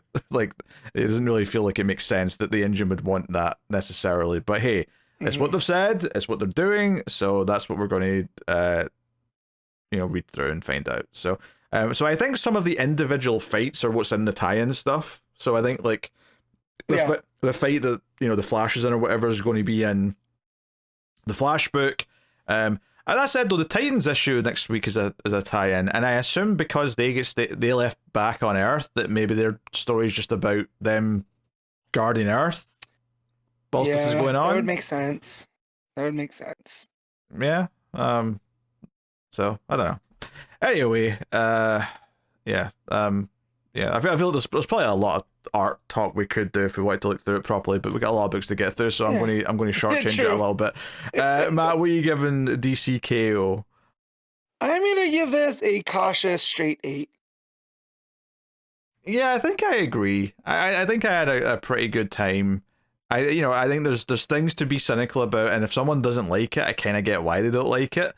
But if you're in for all the event bullshit and you can have fun with that, I think there's a lot to like here in that context. But there's obviously some trepidatious feelings because just Snyder events tend to not end as strongly as they start at face value. It feels like sometimes Snyder events to me always feel like they start with a gimmick and then he writes a story around the gimmick, and this time it's this tournament. Whereas before it was all the evil versions of the Justice League was one of them, right? And then there's always like a kind of a gimmick that he kind of writes around. Anyway, that's DCKO. Absolute Batman issue 13. Scott Snyder writing with Nick Dragotta on the art. So obviously we teased Selina at the end of last issue. Thought she was the big entrance. And here we continue on. We get a little bit more of the flashback where they were very passionate together after the whole threatening Falcone about the fight that Wayland's going to be in. But the main present day stuff kind of starts off with thinking, oh, did they hate each other now? And then like 2 pages later, no, they're actually off to have sex in a bedroom somewhere, and it's all very moody with the purples and the inky blacks. It's all very erotic and all the rest of it. Very, very amorous, and she climbs that boy like a tree. I mean, don't forget this version of Batman is like 6'8", So yeah, she's on him in that one panel, and very, very amorous couple. This Batman and Catwoman. Yeah, and they kind of like try and catch up because she's like, "Hey, all these like veins in your back. What did they do to you? You don't really want to talk about that." And then he's like, "Hey, that mask you've got, that looks like Black Mask's like tech. Like, you don't want to talk about that." It was like, all right, let's go on a date then. So we got a full page spread of them jumping through the sky as we often get, and they're going to question the Red Hoods. Batman wants to bring them in to help take down Arkham and all that stuff, and they have a bit of a fight. Selina pulls out a gun, which Batman's pretty pissed about, but then she makes it clear though that they're just having a cat nap, so I guess it's a trank gun, I guess. Yeah, I like that she pulls this gun out, and then the tail aspect that I thought was a whip, it looks like it feeds the gun, right? So I thought that was pretty cool. But as she starts shooting them, he freaks out and is like, "What are you doing? They're just kids." And she looks at him and is like, "I hate kids." That gave me such a laugh. And I was like, oh, this version of Catwoman, she's got jokes. I like this. Also, there's something funny about you saying her tail feeds the gun ammo, which makes me think, was she shitting out bullets? I mean, just the piece of her costume that looks like a tail. Yeah, I did really like the layouts here, though. There's this the close up of Batman's eyes as he says that's actually split up across like 5 panels. It feels really alert, like he's really hyper focused on what she's doing. And then when she turns and says that joke, what I was bringing up last time about they can draw reflections in her head because it's just this big dome. You get to see Batman's reflection like glaring at her. Really nice stuff. So then the Red Hoods try to rocket launch them. Batman actually banes out a little bit. His eyes glow green. The veins start popping a little, and Catwoman's like, "Hey, you need to calm down, Bruce. You need to calm down. Like, you keep this, whatever." So then we get a reveal. The leader of the Red Hoods is actually absolute Harley Quinn, who's got a shaved head, has like the check mark kind of like tattoo on her neck. So and wearing the eye black paint, in the form of that too. This definitely makes me wonder, being that she's a Red Hood and being what the Joker does in this universe, if what we get to her to be that version of Harley Quinn, if that's where we go, how Gaslight's going to be, right? Because he's creating monsters, and you know what's going to happen to this poor girl. You know, if that's the course that they choose to go. But I did like this. It was a definite shock that when we got to the leader of the Red Hoods and it's her. Yeah, I wasn't expecting it. I mean, it's not surprising that the leader ended up being someone like that we could recognize, but I don't know who I was expecting. I mean, I guess secretly I was just kind of thinking it's going to be some crappy Jason Todd version, isn't it? But no. So, we have a scene with Bane where he's basically saying that his work's almost done, and once they have Batman for their, once Joker has Batman for his project, like he gets to go home, and the doctor, the scientist lady's like, "Are you sure he's going to let you go home?" And he's like, "He has to. My work's almost done." And I'm like, it sounds like Bane's been a bit naive here, and the scientist lady knows what's up. He's a bit too much of a true believer, you know, and the man who doesn't laugh is taking advantage of that. But yeah, that being his gimmick, his drive is like, I'm only doing this so I can go home. It's just like, oh my goodness, like this guy, he's done some really bad things just to go home. Oh yeah, and then Batman takes over the TV broadcast during the news, and like, they can tell someone's trying to hack in, so they try and say, "Hey, no one listen to this masked lunatic," and he just like, "Shut up." You know, I've tried to like send a signal to this city, but no one listened. The leaders keep putting it down. The leaders are corrupt, and they're doing this and all that. And I'm calling out Bane. Me and you, 1-on-1. We're going to have this fight. And you know, if you win, I'll go to Arkham, but you won't, and the people of Gotham are going to get to watch. And I just kind of loved at the very end of it, he's like, "Oh, and by the way, if you don't know who I am, I'm Batman." Like just at the end, because he's like, "Oh yeah, I should introduce myself for all the noobs in the city who don't know." Yeah, this reminded me of Dark Knight Returns in a good way, because it kind of reminded me of those panels with the newscasters where you kind of only get half of their face in kind of silhouette. Right, and then when he yells, "I'm Batman," again, that's also a very, very Dark Knight Returns. So I do like that it's kind of playing with the history there.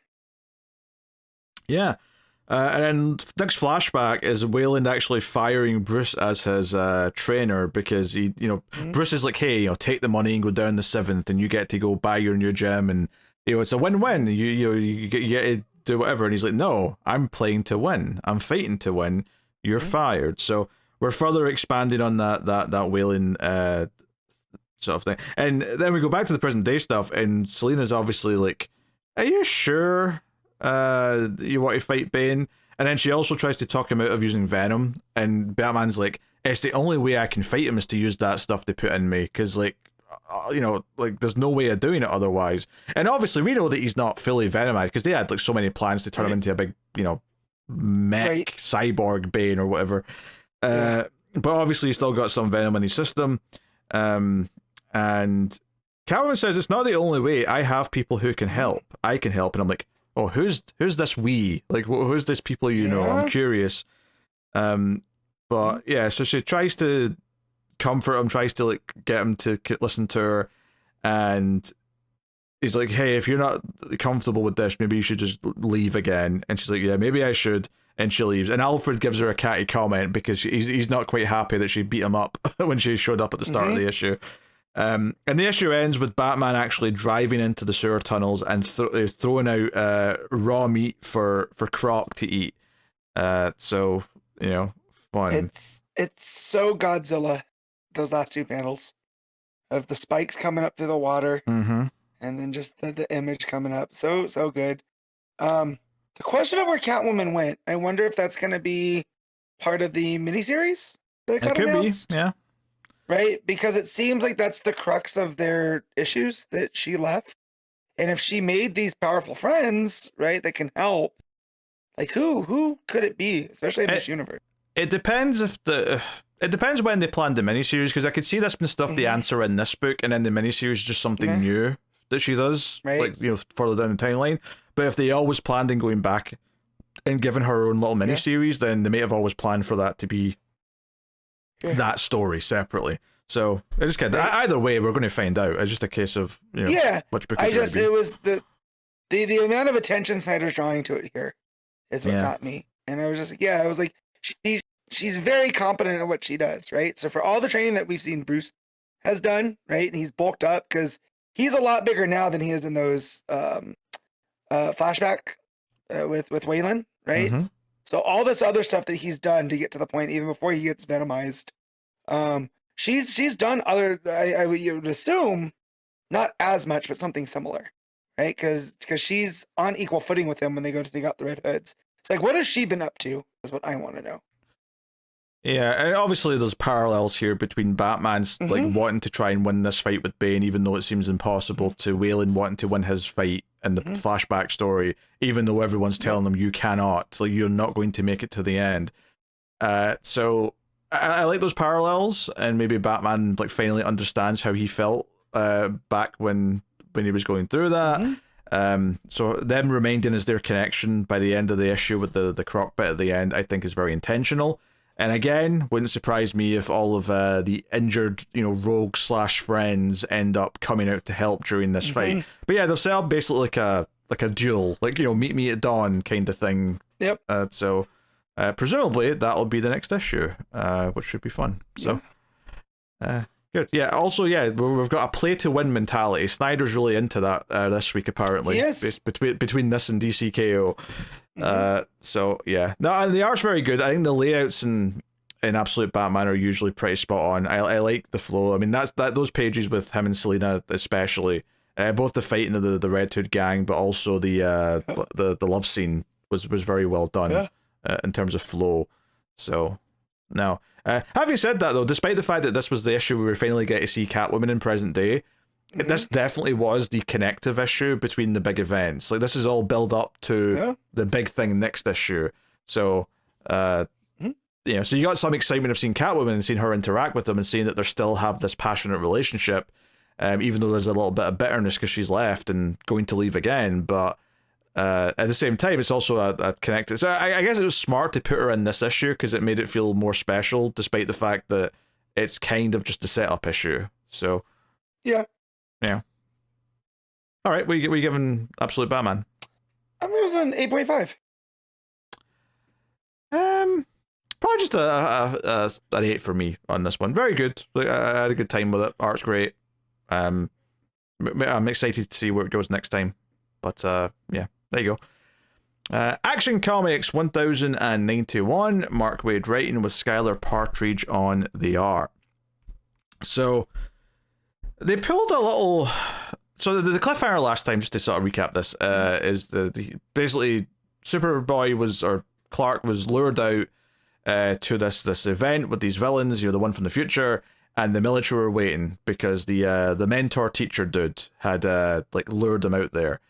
And this issue kind of addresses that. Obviously, he realizes this seemed like a trap. He gets away, of course. He uses his powers just to get away at the start. No big deal. But he's very concerned, as is his parents. So Clark confronts the teacher next day at school. Was it his name Captain Comet? Is that his name? Yeah, it's Captain Comet, but it's Mr. Blake is the teacher. I couldn't remember either name. I was like, what's his goddamn name? Yeah. But yeah, he goes to him and demands to know something, blah, blah, blah. And the big thing here is that it turns out, and I guess this answers that one complaint we kind of kept having, is like, if he's working with Sam Lane, why doesn't Sam Lane know who Superman is? But it turns out he was just setting up those connections with Sam Lane to test Clark in this situation where Clark couldn't use violence or his powers to just fight whatever it was he was getting away with. Because he's not fighting a villain here, he's getting away from humans that he doesn't want to hurt. And then Captain Comet tests him again later by insisting that he not take him back to space, and Clark thinks it's the right thing to do. He kind of demands it a little bit, but then sort of backs off and says, well, fine, I can't force you, and walks away. And he's like, oh, well, that was a test to make sure that you would never force someone to do something against their will, because you very easily could. But it turns out that he's actually sick. He got a disease in space, and maybe he can find a cure in space, but he wants to make sure Clark has been taught all of his lessons and is good, and he's going to be a good hero for the world. So they kind of try and pull a little thing here where by the end of this it's meant to be kind of a sweet story where Captain Comet's actually a good guy who's been testing Clark for all the right ways and reasons, and it's like a happy sad goodbye because he's going off into space to hopefully find a cure for himself. I think the writing of this issue was good. The art was good. I liked the flow again. I'm liking the way this book's had a really good pacing so far. I love Lana pulling Clark up for like ditching the date, last issue, and like Pete intervening to try and help when the bully shows up. Like all the high school stuff, yeah. I'm into. I'm enjoying that. I really like that because when she calls him by his full name, and he's like, that doesn't happen that often. Yeah, right? She's yelling at him. That's a good example of the art really working in a moment because his face just kind of goes, ugh. Yeah, and then as he's standing there, like this whole scene just takes place around the locker, but the way that Patridge draws it, right? Everything's very dynamic and cinematic, and then it spins around, and then the bully that he got upset with, embarrassing. He wants to get his revenge. He's like, "Do you want to get punched in the stomach or the face?" Right? And Clark is trying to de-escalate, but the guy's not having it, and that's where Pete comes in. So again, I just love all the teenage stuff here, because it does show that Clark's always been Clark, right? He's always had this mindfulness to him that he's different than everybody, and how is he going to get out of it? Which is the entire Captain comic, like storyline in a small, what am I trying to say? In a microcosm, right? It's everything that Captain Comics been testing Clark for is something that's been inherent in him. Well, like the way he's been raised. This gets us back around though to the question though, is maybe the thing that feels just like, I don't know if it lands for me completely, this idea that it turns out he's just a completely good guy. Because I'm like, I'm going back to like the narration from like the last few issues and all that, this should have been my first red flag. That should have been my second red flag. I don't know if that narration makes complete sense to me now, if it turned out he was a good guy the whole time. Yeah. Yeah. Maybe what they're trying to say with Clark with that is he should have noticed this before, that he was being tested, right? And what type of person just tests this kid that he doesn't know? Maybe that's what that meant, right? But I left this issue thinking like, oh no, he's a good guy and he's just trying to make sure that someone with this amount of power, but why does he get to be the one to do that? Like, why is Captain Comet the guy? That was my main question. Like, who is he to test Superboy in this? He doesn't represent anybody. He's not working with Sam Lane. I don't really have a question. I just don't think it feels right. I think the end of this issue made me want to root for this character of Captain Comet and make me like him. And I kind of just still feel like, I don't know, I've been kind of just spending the last 3 or 4 issues being suspicious of him. And I don't think they successfully turned me around to be going, oh no, he was a good guy all along. And maybe part of that is because the narration was heavily implying, in hindsight, that he is a bad guy, even though it seems like he wasn't. So all Superman was really doing in the narration was saying, oh, that should have been a red flag that there was a lie here. But like, I don't know. It feels a little bit murky. Like, I actually like most of the issue. It's just that main plot detail and that turn in that character feels a little bit, I don't know, just it feels a little bit disingenuous to me, or at the very least, it doesn't feel right. Where at the end, I don't think I felt what the issue wanted me to feel at the ending. I just went, oh, that's like an interesting or weird turn for that character. Without actually feeling for it, which I think is what the book wants you to do. So, it is what it is. But it's a very pleasant read, this Mark Waid Action Comics run so far. Yeah. Like, everything is really pretty. It flows very well. All of the teenage... It's kind of like... if you're watching like a TV show, right? And it has like... You really like the show, you really like the characters, you really like kind of the vibes of the show, but it just has like a kind of a slightly dodgy episode where you're like, okay, the plot there wasn't that great, but I liked everything else about it. That's kind of, I guess, what I felt here. And it's not that I don't like anything in the plot. Like, I do like this idea of like Clark dissecting the frog in science class, which is this crazy thing that you Americans do apparently. And I never had to. We dissected a cat. That's not an improvement. I know. I knew that was going to make you horrified. That's worse. Jesus. Yeah. What that was high school anatomy class. No, yeah. It wasn't fun. I didn't like those days. Yeah. Yeah. Schools don't do that in the UK, just FYI. Maybe I'm sure if you actually specialize in university to go and do, something that you would need to learn how to dissect and look at animals or humans, you would do that, but like not in school. Anyway, him realizing that he could sense that he was sick, right, and realizing that's something he can sense with his powers. I like that kind of lesson, that kind of moment of realization. But yeah, just a little underwhelmed by the actual kind of resolution to the Captain Comet stuff, just because, like, I'm like, okay, right, so you're telling me that he's a good guy and I should care about him going off into space and it's meant to be this kind of sweet goodbye at the end. I don't know. I just didn't feel it. I definitely felt Clark's been played by the end here a little bit. Like he gave him the boost out of there, because he was out of gas, right? Yeah, but you feel he's been tricked? I don't think that's what the ending's getting at all. I don't know. I just feel by the end here, I felt like something's still a little bit off. Like I'm still not sure. That's the problem. As I don't think there is anything off. I think that's the problem with the books, like teasing what he is for the last 3 or 4 issues, the way they have, for this to be the outcome, is that something still doesn't feel quite like it fits together in your head, and that's why I think you're having those feelings, because that's kind of why I feel like it doesn't quite work either. So but they want you. They want you to feel like, oh, this is a happy ending, and Clark's like, oh god, he was just testing me, and I understand all those tests now, and I'm going to wave goodbyes. I push his ship off into space. I don't think it's meant to imply at all that he has been got by Captain Comet. Yeah, because definitely that last page seems more hopeful than it would assume, right? Just the goodbye or good luck, Superboy, and then just that gorgeous image of him up, in the atmosphere, and just the city behind or beneath him, right? All the lights or whatever, and then the wave. So yeah, definitely a weird one, I'll say. And then while you're talking, I was also looking up this Justice Alliance team that again, a Mark Waid addition to the DC continuity that it was apparently, which only I read. The first time they appear as this team was in the New History of the DC Universe, right? They had a blurb in there, which is why they felt familiar, too. So yeah, again, Mark Waid playing with his version of the DC history here through all of his other books.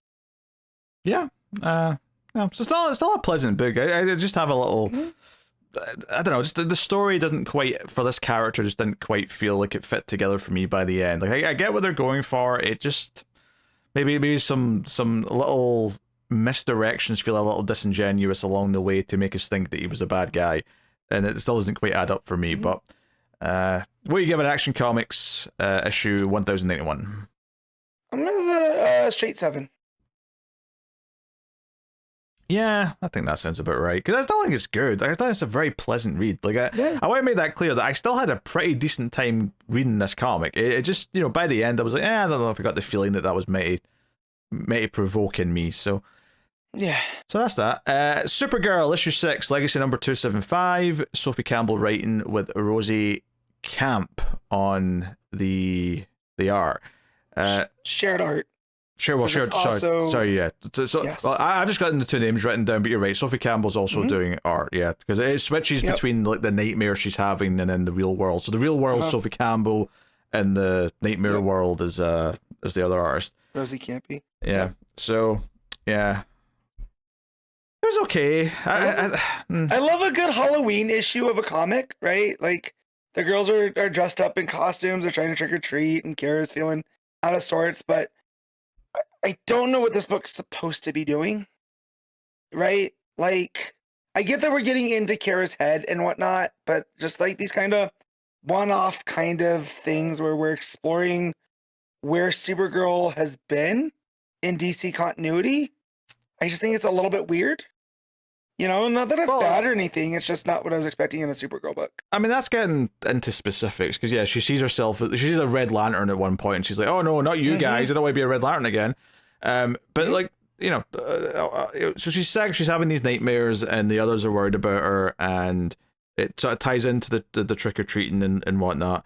But I think for me, because I mean, just to sum up, right? So it ends up being this character Night Flame that's like behind what's happening to her, but Night Flame exists like inside her. She's like the dark shadow of Supergirl's inner brain or psyche or something. Yeah, it is her shadow self, right? It's everything that she worries about being.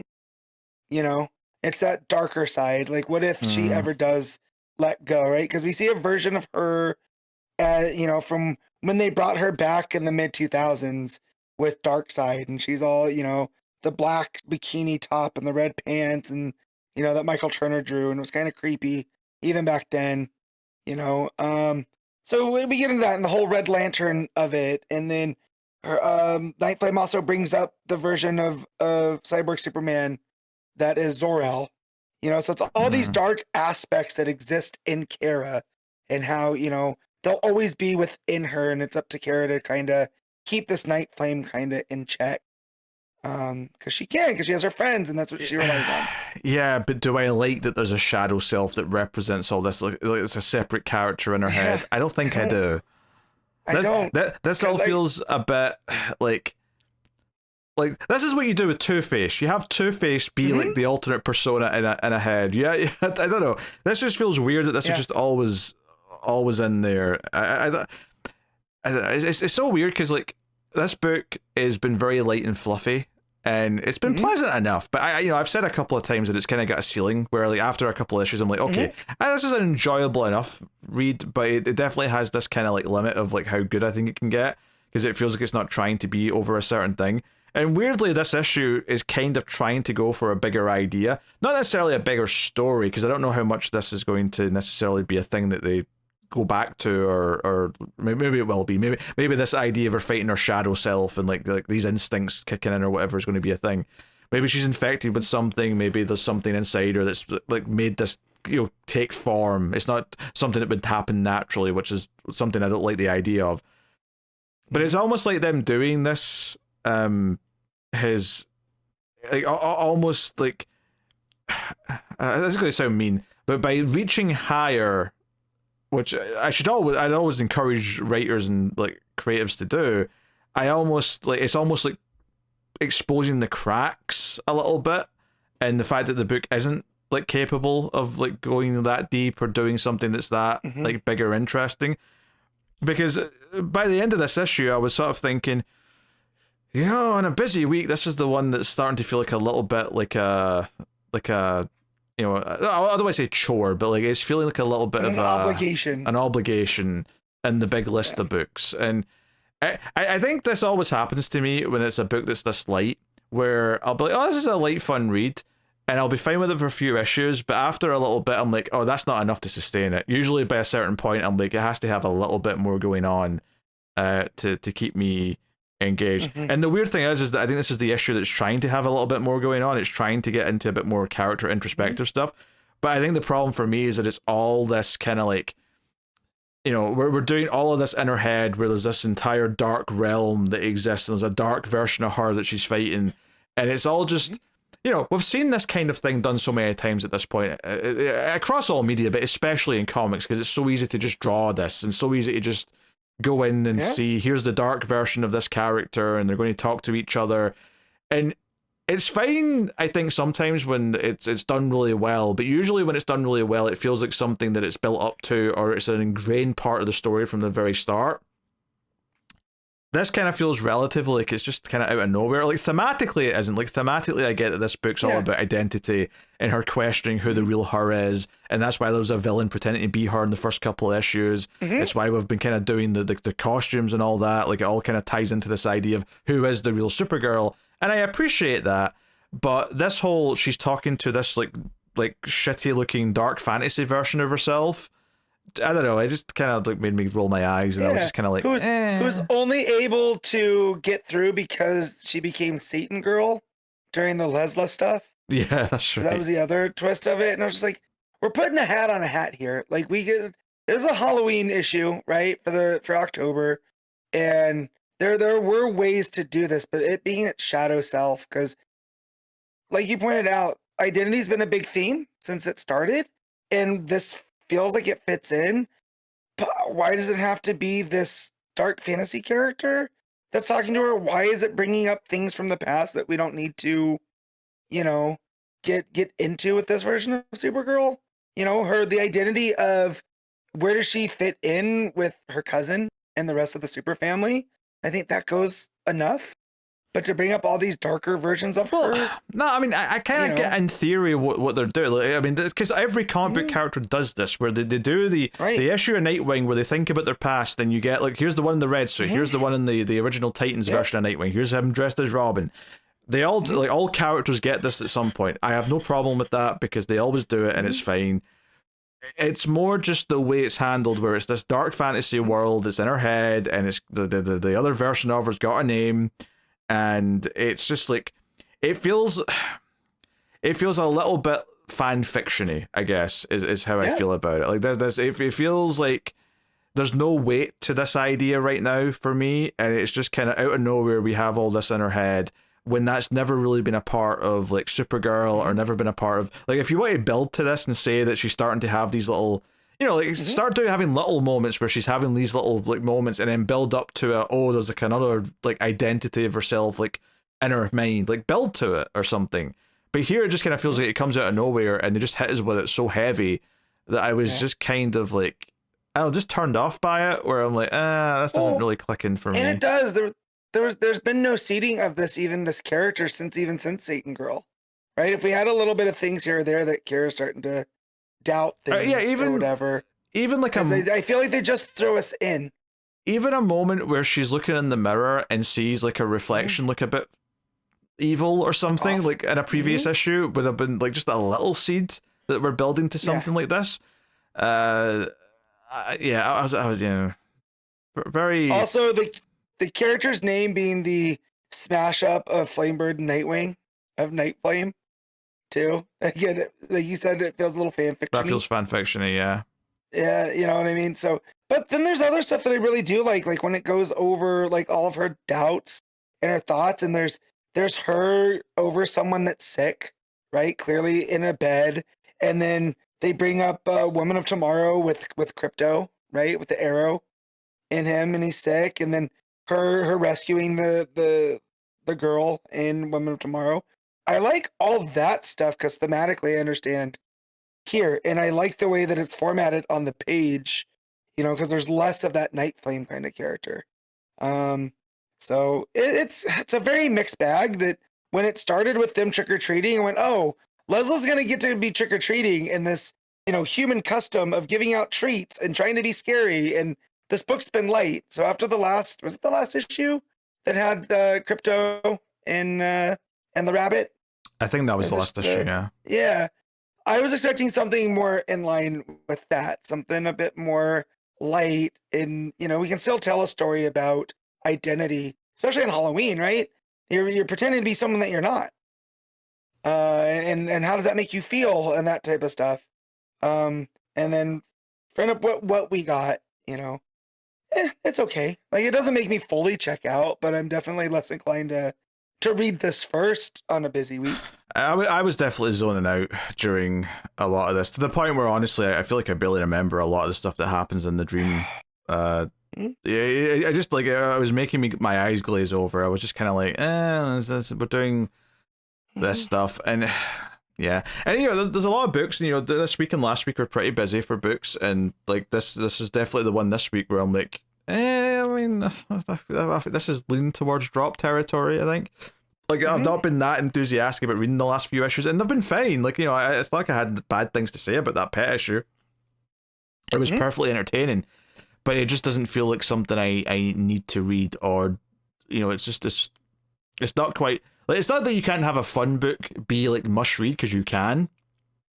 It's not all about the story being important, but I think that there's definitely a type of book where it just feels a little bit too light and fluffy for me to like super get into. Like, and even when I do like them, I always tend to like lose interest a little bit after a few issues, just because fundamentally it's like, you know, I'm checking in just to I don't know. Like I hate saying this because I love Supergirl and I really want to be reading a Supergirl book that I really like, and it's just I don't know.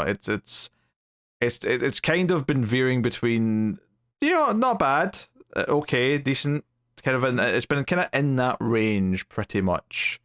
And then this issue I think is my least favorite by a reasonable margin. So, yeah, don't know. So I mean, how are you feeling? Because I mean, I'm kind of at the point where I'm like, this could be in the next vote for them to like try and save it kind of territory. I don't know if you feel that way. No, not quite yet, because I like the certain themes of identity. I just wish this ended up telling a different story, right? Because I don't mind reading the book. I just, like I said, on a busier week, I'm not going to try to read this first. So if I don't get to it, it's not that big of a deal. So like if you did drop it, it's one of those things where I'll keep reading it. It's in my pull list, so just won't maybe talk about it as much. Okay, that was a very wishy-washy. We need something concrete. Either I could put it in the next Patreon vote or not, and that answer did not help with that at all. No, not at all. So, I mean, look, go ahead, put it in the next Patreon vote, because it feels like that's what you want to do anyways. Well, yeah, but if you're saying that if I drop it, you won't bother reading it for the show specifically, then it's effectively at the drop level. So, okay. Look, do you like me and Pete talking about this? And do you like me being wishy-washy about it? That's what you have to contend. Well, I feel like I'm pretty. I mean, the book itself, I'm pretty wishy-washy with, and I feel, I think last issue at least had a lot of the cute animal stuff. I feel like this issue, I found myself not having much to say other than just how, like, whatever it made me feel.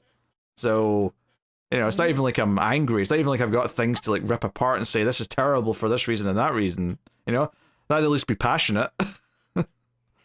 So, anyway, there you go. That's what are you giving Supergirl?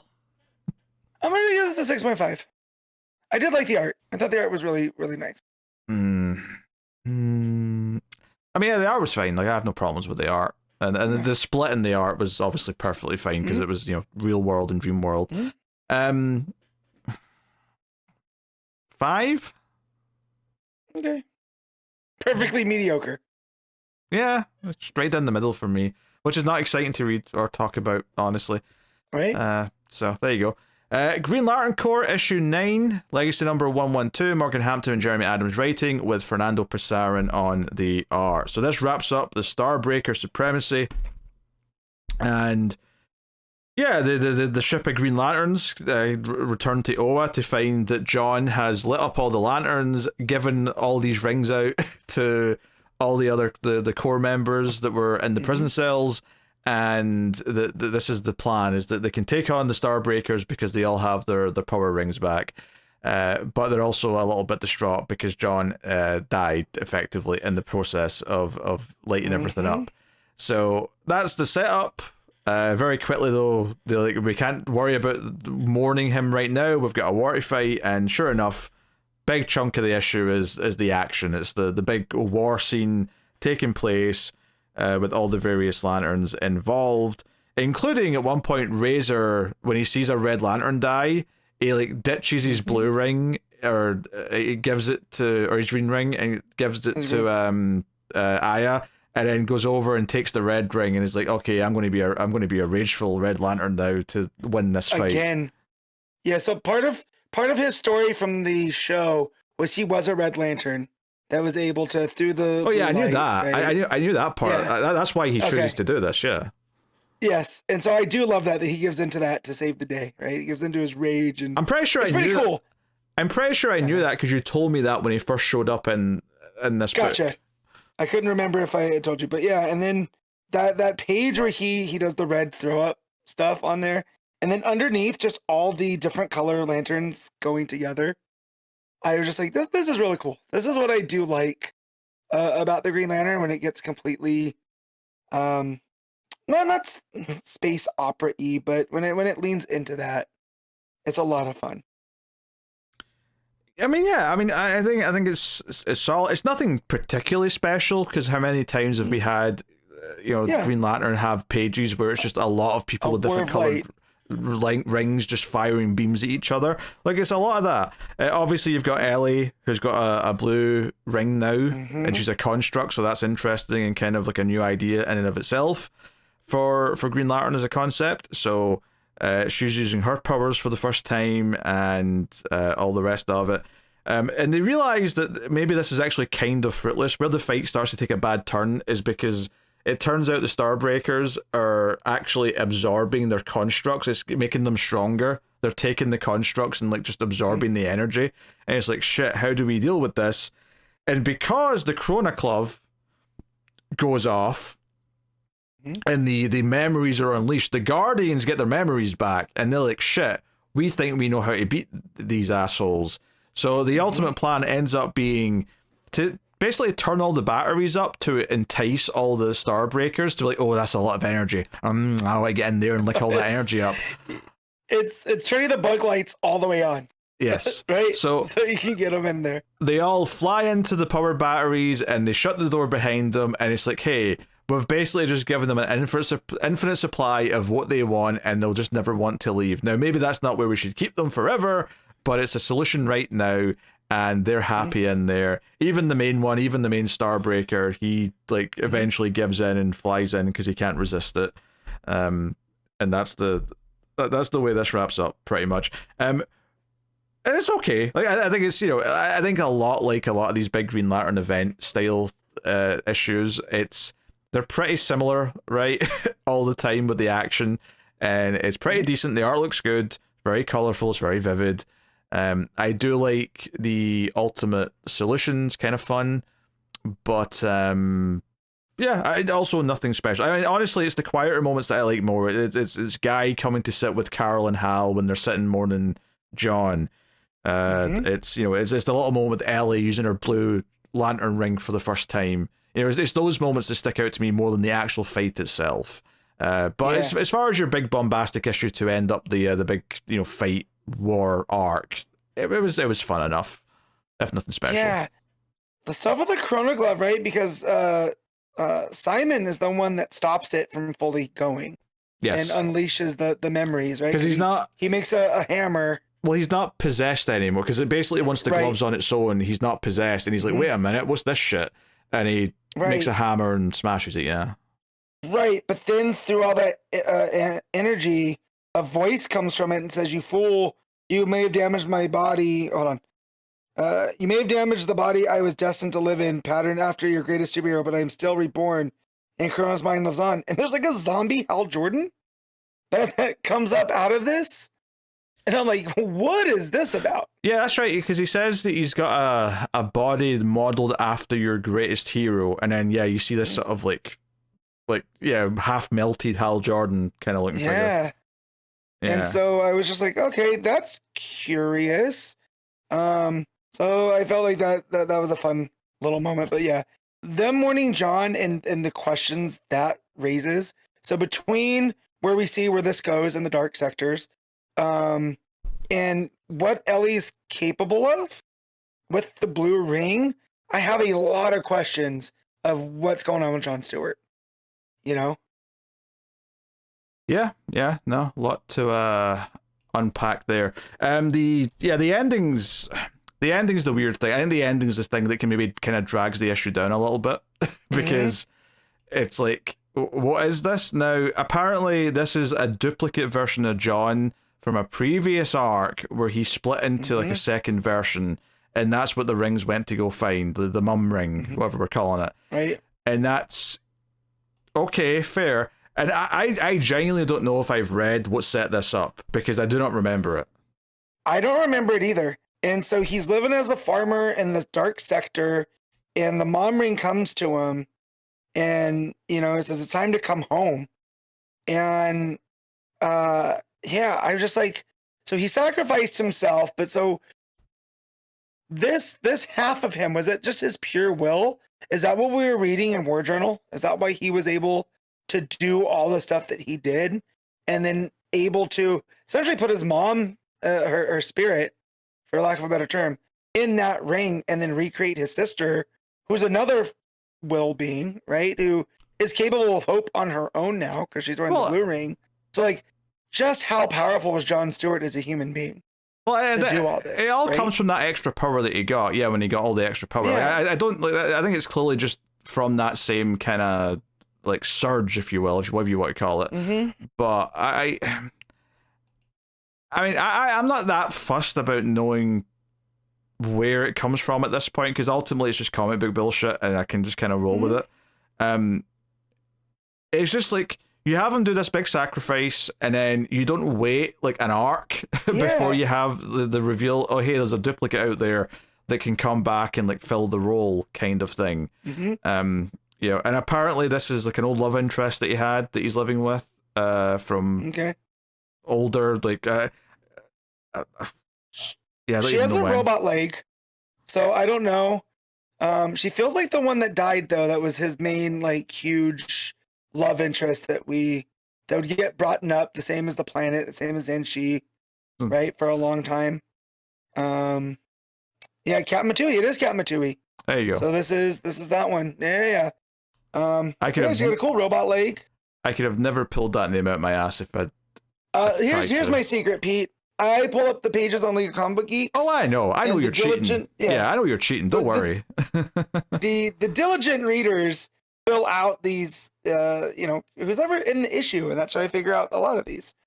But yeah, that was definitely the ending I was not expecting, because I was fine with all of the War of Light kind of stuff. That's what we're used to with Green Lantern, and I did love pulling the Starbreakers into the batteries, essentially making them full, like they're little raccoons, and you're letting them into the dumpster and shutting the dumpster lid. I thought that was very, very fun.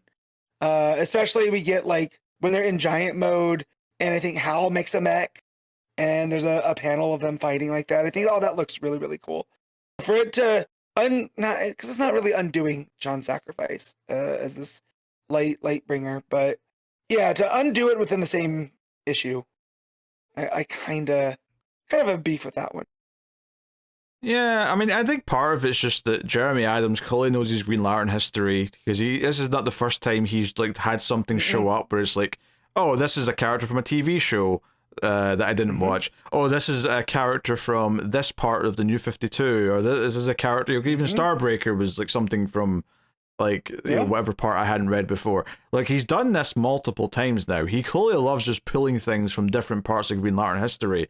Even Krona, Krona's a bit more. It comes up a bit more often, some of these other things, but he does seem to like doing that, and this is another example of it. Maybe it's just a bit too quick. It kind of depends how they handle this next issue, I guess, but I think this is the part that made me sort of go, really? I mean, I don't get me wrong, I knew that John Stewart was always going to come back in some form. Yeah, of course he was. And I do like the shift from Hal being like the Central Lantern to John being the Central Lantern. I do like that, because we get this whole the greatest Green Lantern stuff with Hal, and even Krona's doing this, like your greatest hero, and it's a melted Hal Jordan coming out because he wasn't fully cooked yet.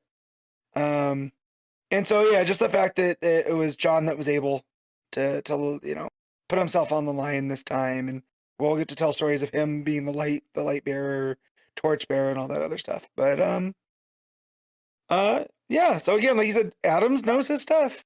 And I enjoy the story that he's telling, right? Because the Green Lantern's been a fun section since he took over, right? Since we got the core back, since he took Green Lantern. So I'm curious to see where all this goes now, right? Because I feel like we have that Krona piece, but I don't know where Green Lantern Corps is gonna go, right? Is that gonna be the story in Green Lantern Corps? Are we gonna follow John and that stuff here?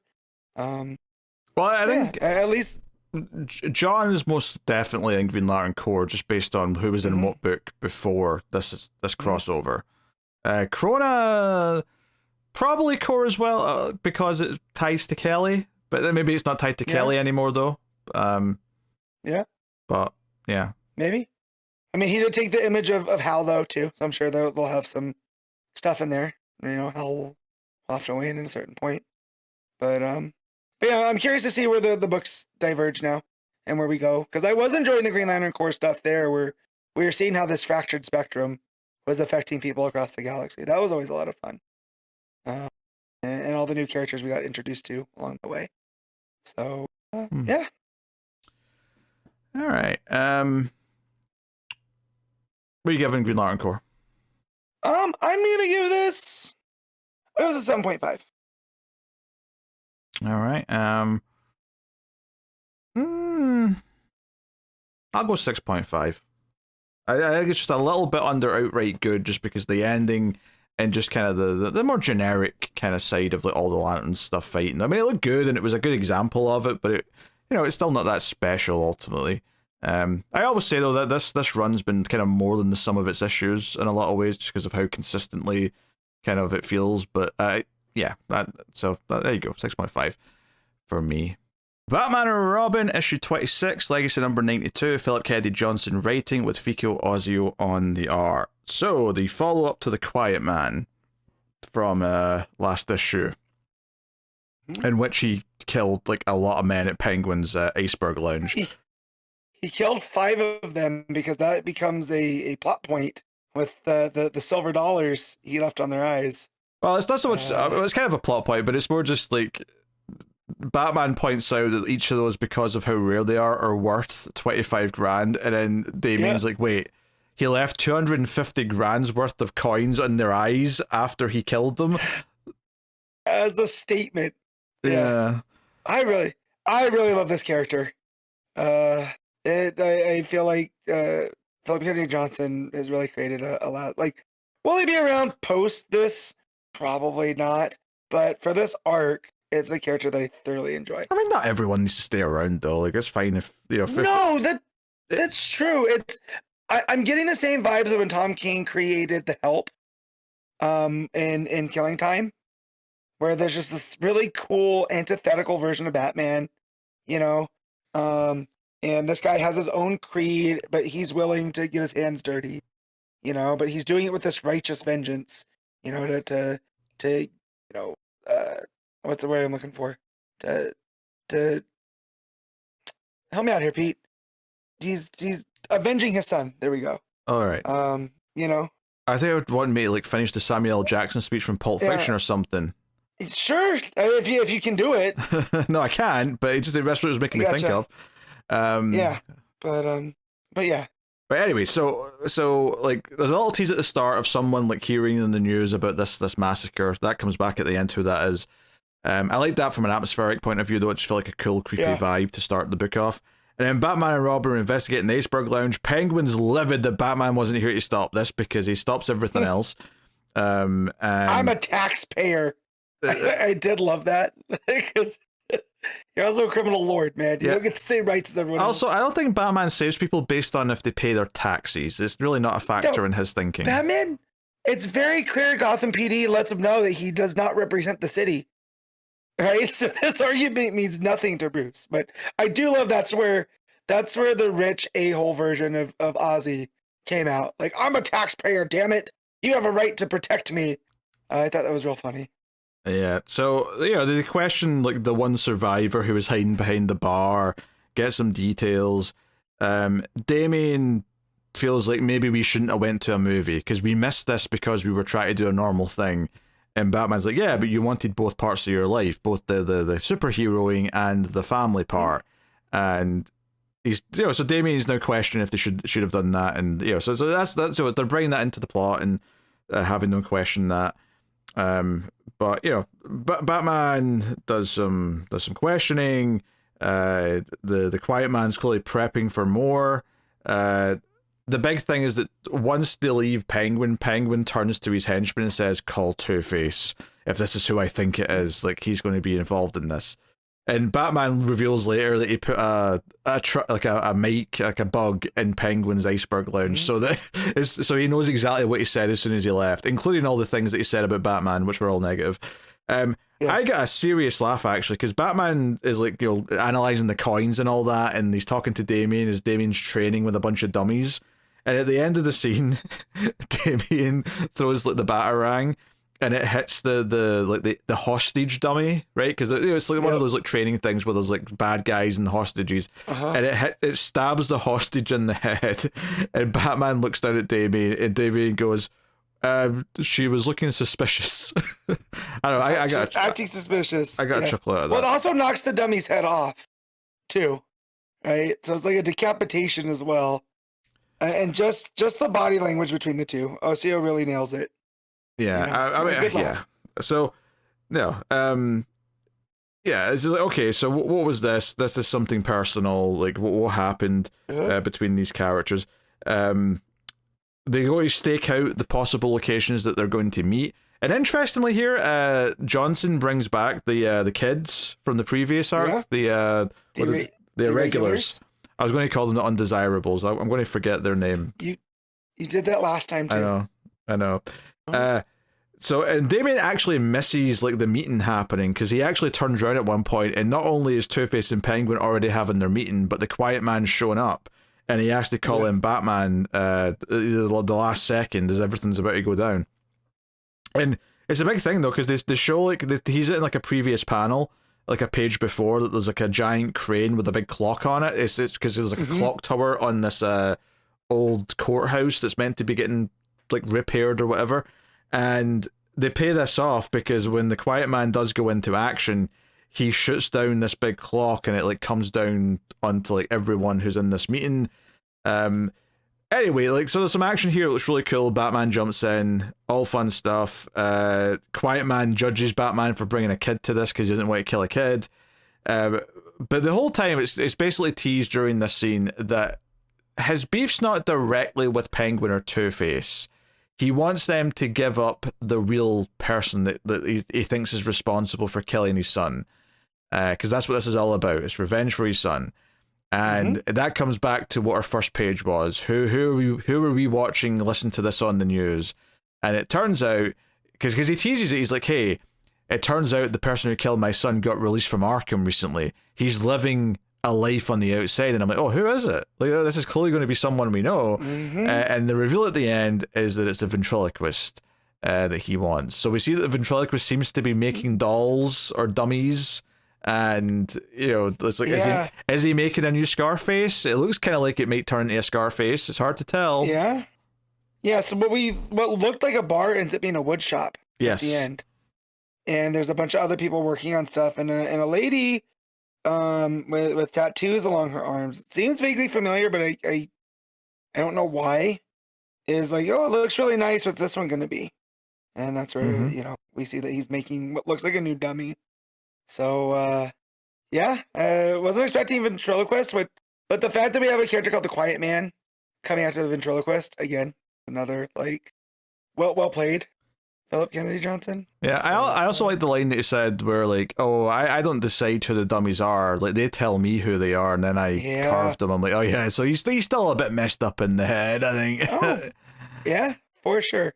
Yeah.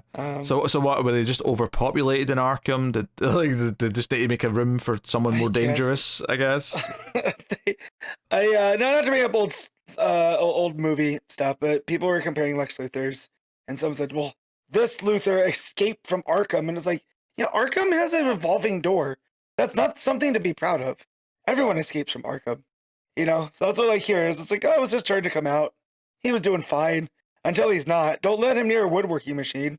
Oh no, he's at a woodworking machine. You know? So, but yeah, I definitely love that reveal. Because when you go back and look at it from the first page, you're like, oh yeah, that I could see how that's the ventriloquist from the beginning.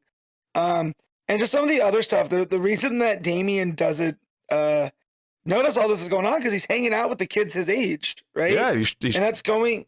Yeah, he's teaching them how to do kicks and stuff because they want to see ninja stuff.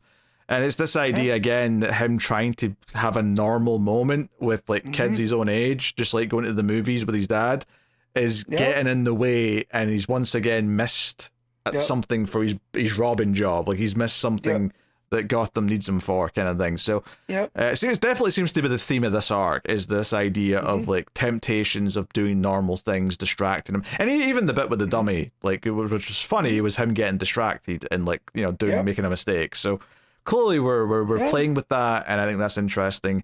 And then you've also got this kind of imposing bad guy who's going around taking out a bunch of henchmen. Could be interesting having Batman having to protect the ventriloquist to some extent, you know? Yeah. Maybe make him feel a bit weird about that. Yeah. For sure. And then the whole idea of the Quiet Man and his ties, that he seems to go deeper because those coins that he was leaving on the eyes of Penguin's guys are from this famous train robbery in the 1800s. And you know, when they show up, because they're so rare, they were minted at the New Orleans Mint. They're so rare, that's why they fetch 25 grand when they show up. So it's like, this man has deep ties to something, right? He had something going on. And so the fact that he wants the ventriloquist, it seems like, you know, that's not going to be good for old Arnie. But yeah, this is, again, a very strong issue Arnie. from Philip Kennedy Johnson. That's what they're calling him at the end. Yeah, that woman calls him that, but you've never called Arnold Wesker Arnie before. No, I call him ventriloquist because Scarface scares me. All right, like that guy. That's why the Dark Patterns story made such an imprint on me. Because deep down, that man scares me. Technically a different character. Technically. Mm-hmm. I mean, not really, obviously, but technically. Yeah. All right. What are you giving Batman and Robin? I'm gonna give this an 8.5. Yeah. I enjoyed it too. This was a very enjoyable read. I'm liking this. You know, we're in a weird position right now where we have 3 good ongoing Batman books. So, and this being the third of the bunch, not third best in quality. I mean, I just mean like the third. No. And Batman and Detective are always 1 and 2. Is all I mean that there. Yeah. So, yeah. No, and the art obviously I think was good again. It was moody, you know, had lots of like I said, the teasing of the clock that came down in the next couple of pages. I thought was well done. I loved Penguin being mad. All that was very expressive. Enjoyed that. And then you brought up that moment with the dummy or the mannequin getting hit with the batarang, and then the facial expressions are what made that funny by and large. So no, good stuff there. What are you rating it? Oh, we did that already. 8.5. Yeah, we did that. Yeah. Sorry, I was finishing my points and then realizing that I'd already done that. Anyway, okay, guys, he's hungry. We got to get through this. I am hungry. We did stop so I could order food like before this book. So yes, we'll move on. Batman: Dark Patterns, issue 11. Dan Waters writing with Hayden Sherman on the art. So the penultimate issue of Dark Patterns, and we have the big baby who's setting fire to things. Yeah, I prefer Big Baby because that is a fairy name, but yeah, they give him the name the Child of Fire. Yeah, well, it definitely sounds a lot more ominous. Yeah, I think he had that in the last issue as well. To be fair, that's just me being silly. But Gordon's called in Firefly to examine like the crime scene of the fire. Yeah, and he is like being a creepy bastard. He's like, oh, this nasty smell. Little freak. He's like, oh, I smell the charred bodies. Oh, I love this smell. Yeah, he goes, those ones crackled. You're like, oh my god, you're disgusting, dude. Oh, Dan Waters, you're so good. Yeah, and Batman's still injured. Alfred's like being very strict with them, making sure he gets bed rest and whatnot. Yelling, he's like, Master Bruce doesn't work, so he just yells out Bruce like sternly, gets into dad mode. Basically uses. Yeah, he gives him his government name, which I just realized is Bruce's middle name Thomas, right? Because we got Clark's middle name here as Joseph this week in Action Comics. So I just realized I never realized what Bruce's middle name is. I mean, yeah, that Clark thing's not new though. That's been Joseph. No, because I definitely just knew that. I don't know where I know it from, but it's definitely came up before. Well, Silver Age, it was actually Jerome because it was named after Jerry Siegel because that was his full name. Right, so it's Clark Jerome Kent, but they've given him the Joseph since or whatever. Sure. But yeah, I don't know what Bruce's middle name is, so I felt like giving a Bruce Thomas Wayne type moment would have worked as well. But yeah, him just yelling Bruce to snap him out of it. I love how that entire tangent just came out of what you think like it felt like. It wasn't even like what actually happened. Yeah, no, just the full government name. That's how I know when I'm in trouble is when I get the full. He doesn't have a middle name, right? Not everyone has a middle name. That's what I'm sticking to. Yeah.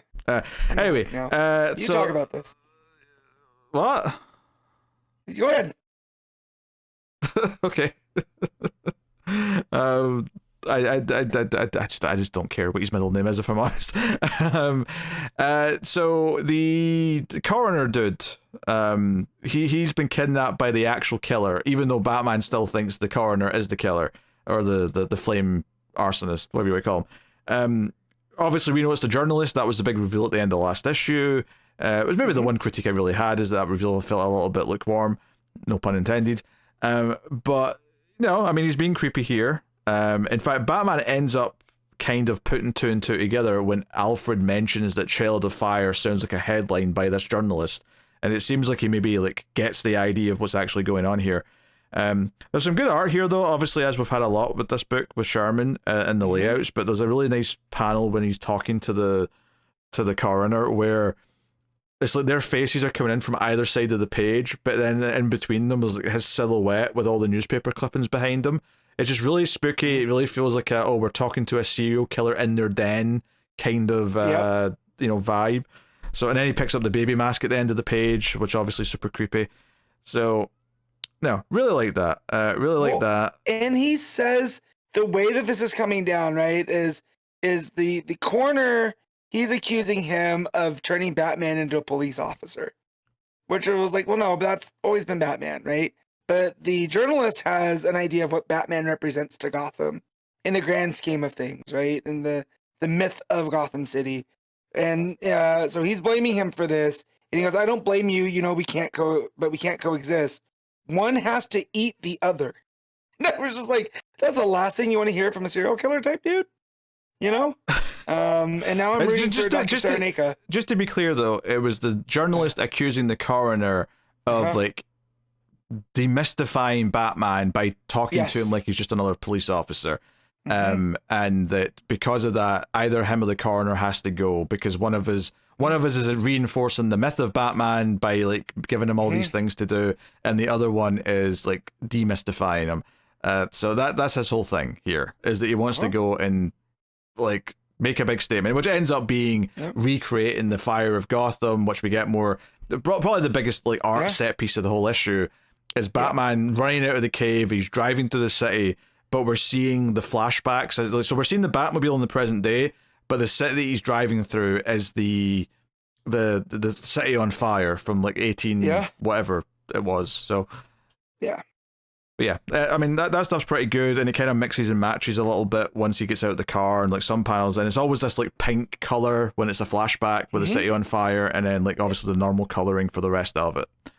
Yeah, and just the way that Sherman shows the time too, like there's that page that's almost into triangles, right, where he's going across the rooftop, and we see the old city down below with the fire department that is not able to contain this fire, right? The city had gotten too big, the fire department wasn't, and then it gets to the modern day with what looks like the current fire department, right? I just love how those two panels complement each other, with Bruce running across the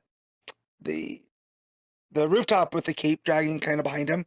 So he's just out of shot, and we see the like tassels from the cape. Really cool stuff.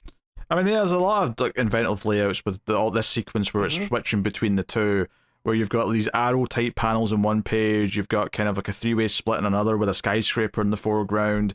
You've got one towards the end where like part of his cape is the past and part of his cape is the present.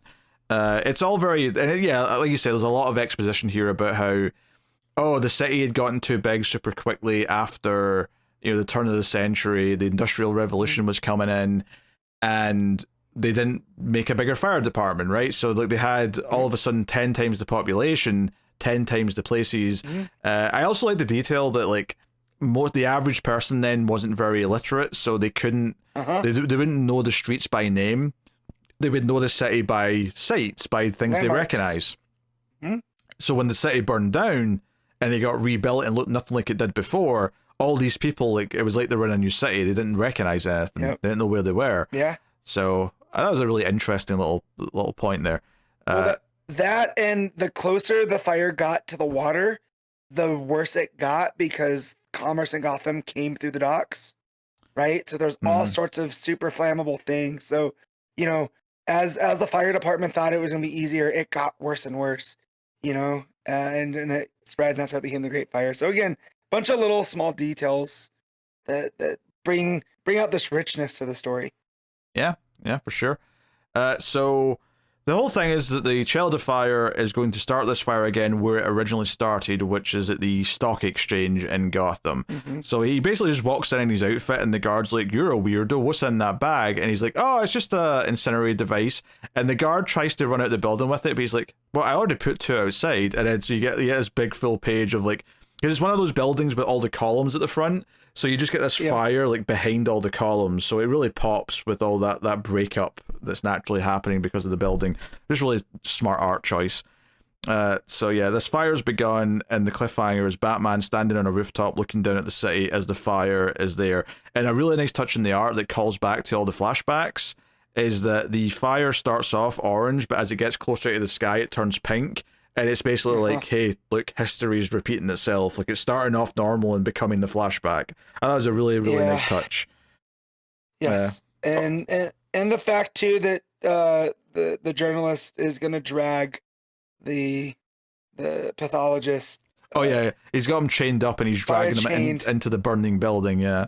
And he's like, yeah, we're going to let the fire decide who's going to consume. It's like, brother, you're in a suit. Like, this just doesn't seem fair. So...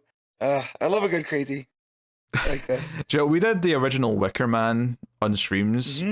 Just I mean, it's just out this weekend actually, but there's a line in it that made me laugh because like the main character, who's this really conservative guy, is like disturbed that there's rituals here where a bunch of young women are dancing naked, and he's like, those people out there are naked, right? What could they possibly be doing naked? What sort of religion are they worshipping naked? And Christopher Lee, completely straight, just says, of course they're naked. It's much more dangerous to jump over a fire with your clothes on. Because they're jumping over a bonfire as part of their weird dance. You just made me think of it when you said, you've got a suit on. I just thought of that line. I do need to go back and watch the original. I've only seen the Nick Cage version. Oh, yeah, the stupid one. I mean, don't get me wrong, it's funny in parts, but it's not a good movie. The version I saw cut out the B section. What? That's like one of the 2 reasons why you watch it. Yes. That's stupid. So I had to go back and run it. I'm like, they removed it. Why would they remove this? Very, very frustrating. Yeah, that's silly. That's silly. But anyway. Just Hayden Sherman here in this book too, with the layouts and the way that the columns are drawn there.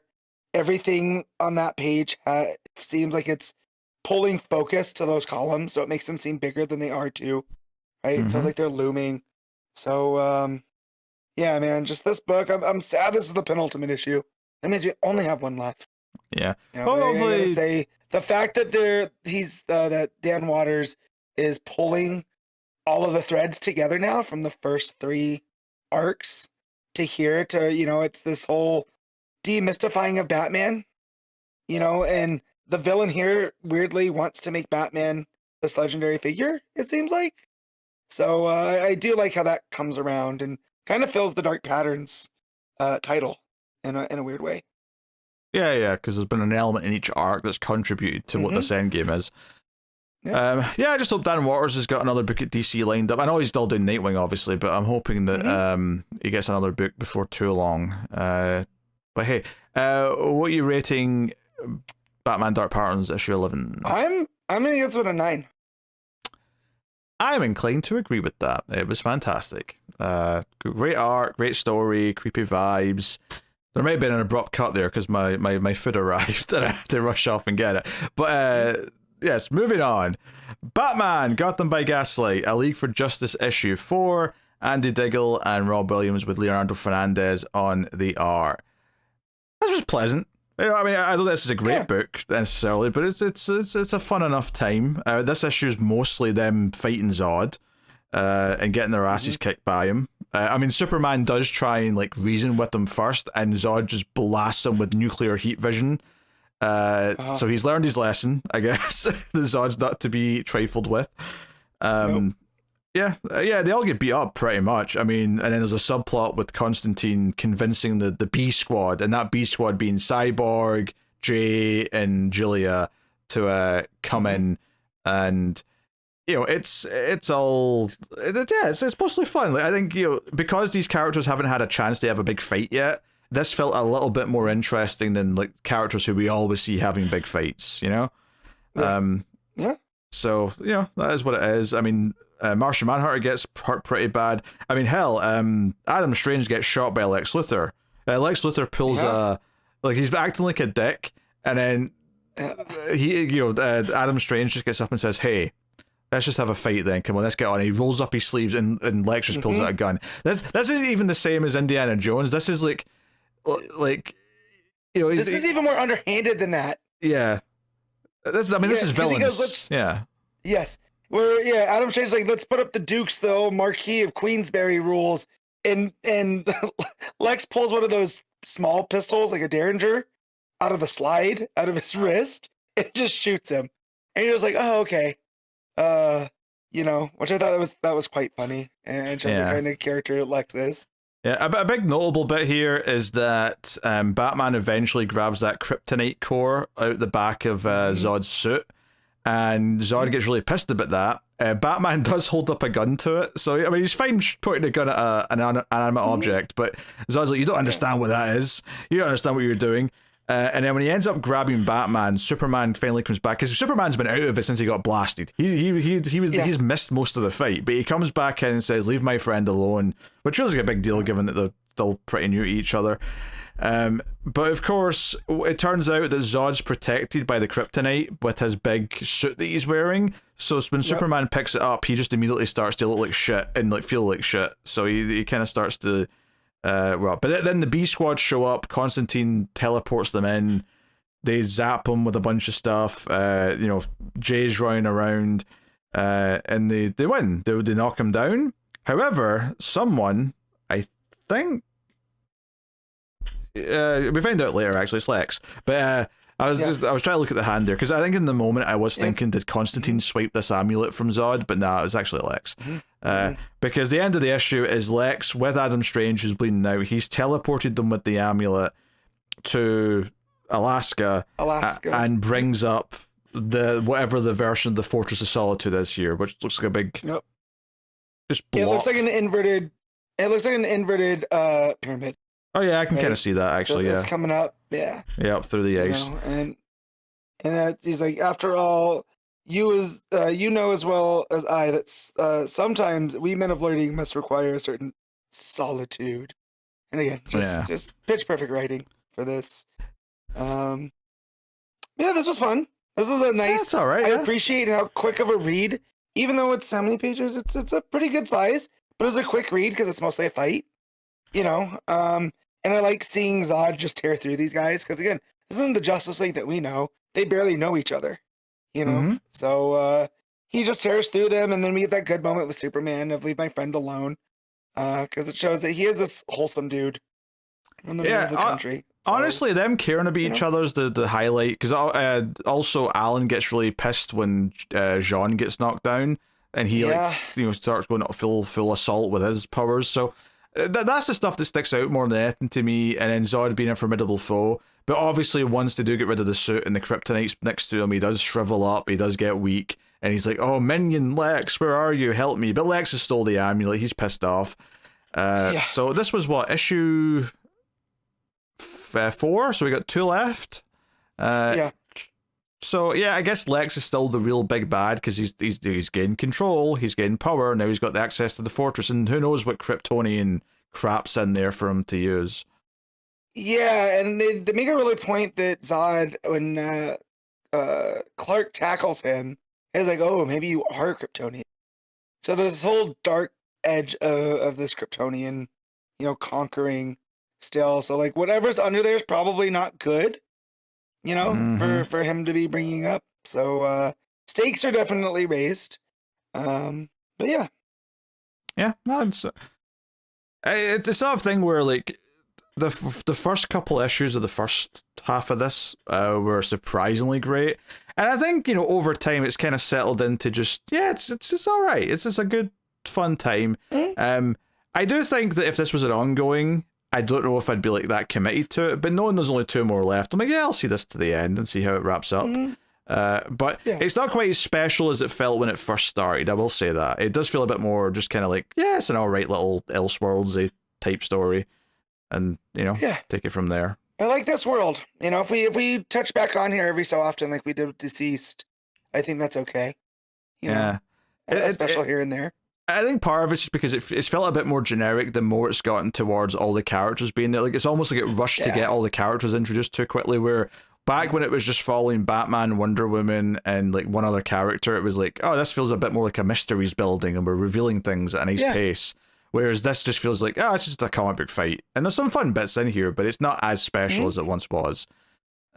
So take that for what you will. Art is, is what it's been, which is solid, but not necessarily, ever going to win Art of the Week, unless it's a pretty mediocre week, I guess. But well, in any week with Dan Sherman and Skylar Patridge, is it going to be one of those weeks? Dan? So.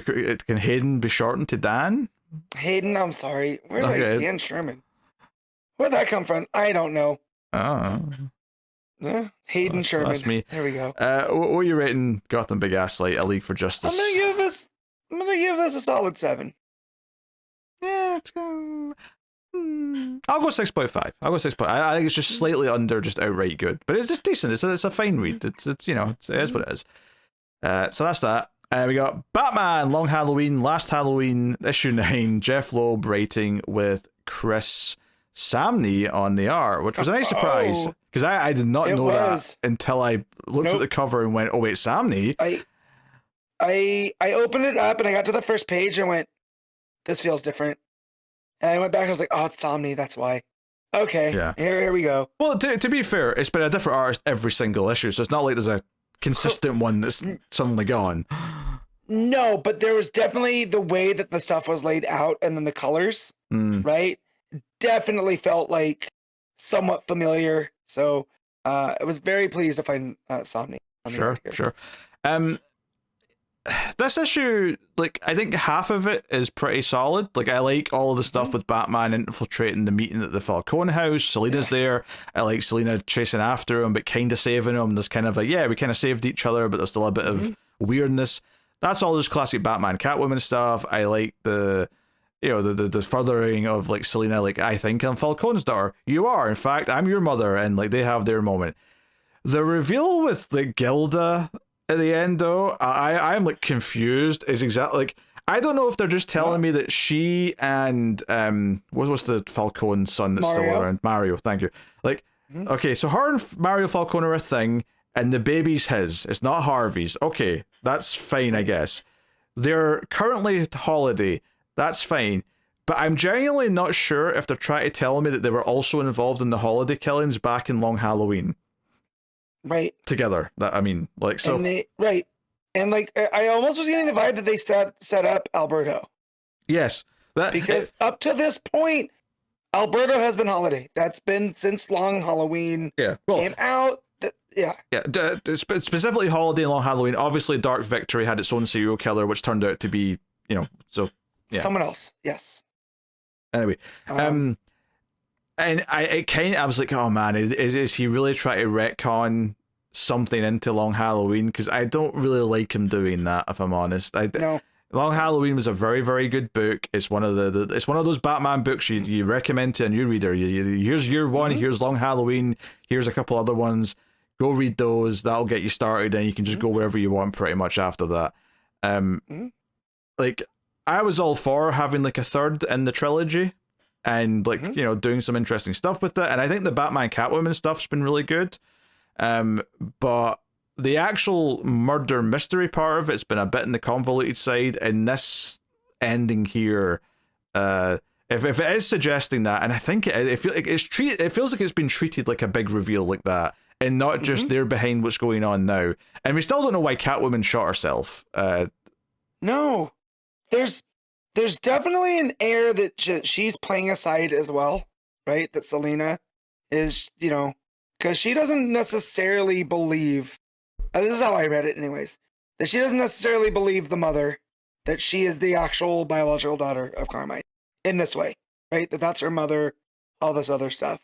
Because just the way that she talks about turning over what she stole from the Vatican.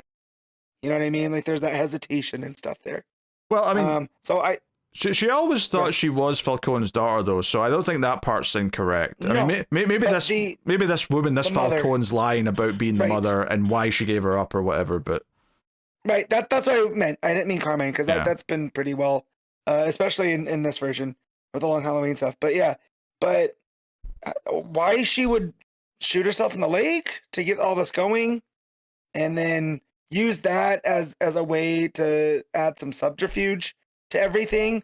I believe you said this is very convoluted, and yeah, I'm very don't know where to go with a lot of this. And then the whole Gilda aspect of it, well, is she's been trying to play Harvey because she's pregnant, or with Mario's kid. It's very soap opera at this point. Yeah, it's so funny because this issue maybe has arguably the best art of the entire book so far.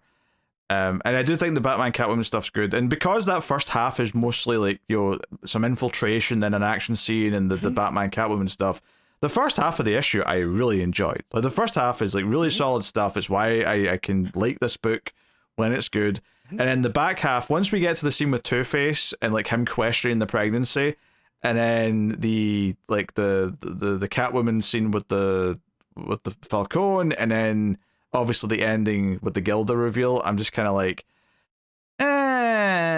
like part of me is kind of like, I don't know if I'm that excited by like where we're going with this. I mean, we don't have long to find out. We only got one issue left, and it's coming out at the end of this month. Yeah. So, we'll get to it. We'll see it. But the art's gorgeous. The art is absolutely stunning throughout. The entire sequence where Batman infiltrates the meeting, and he's wearing the big overcoat, right? And he has the brim of the hat pulled down. You just see his eyes underneath it. That was such a funny image to me, because when he takes it off, he didn't even take off the cowl in a way, right? To even wear it halfway or whatever. He still has the ears on under the hat. So again, it was just a very funny when he throws everything off. To be fair though, this isn't silly like those Mission Impossible masks that he kept wearing in the 80s, because that hat does have space to an extent for those ears. Right.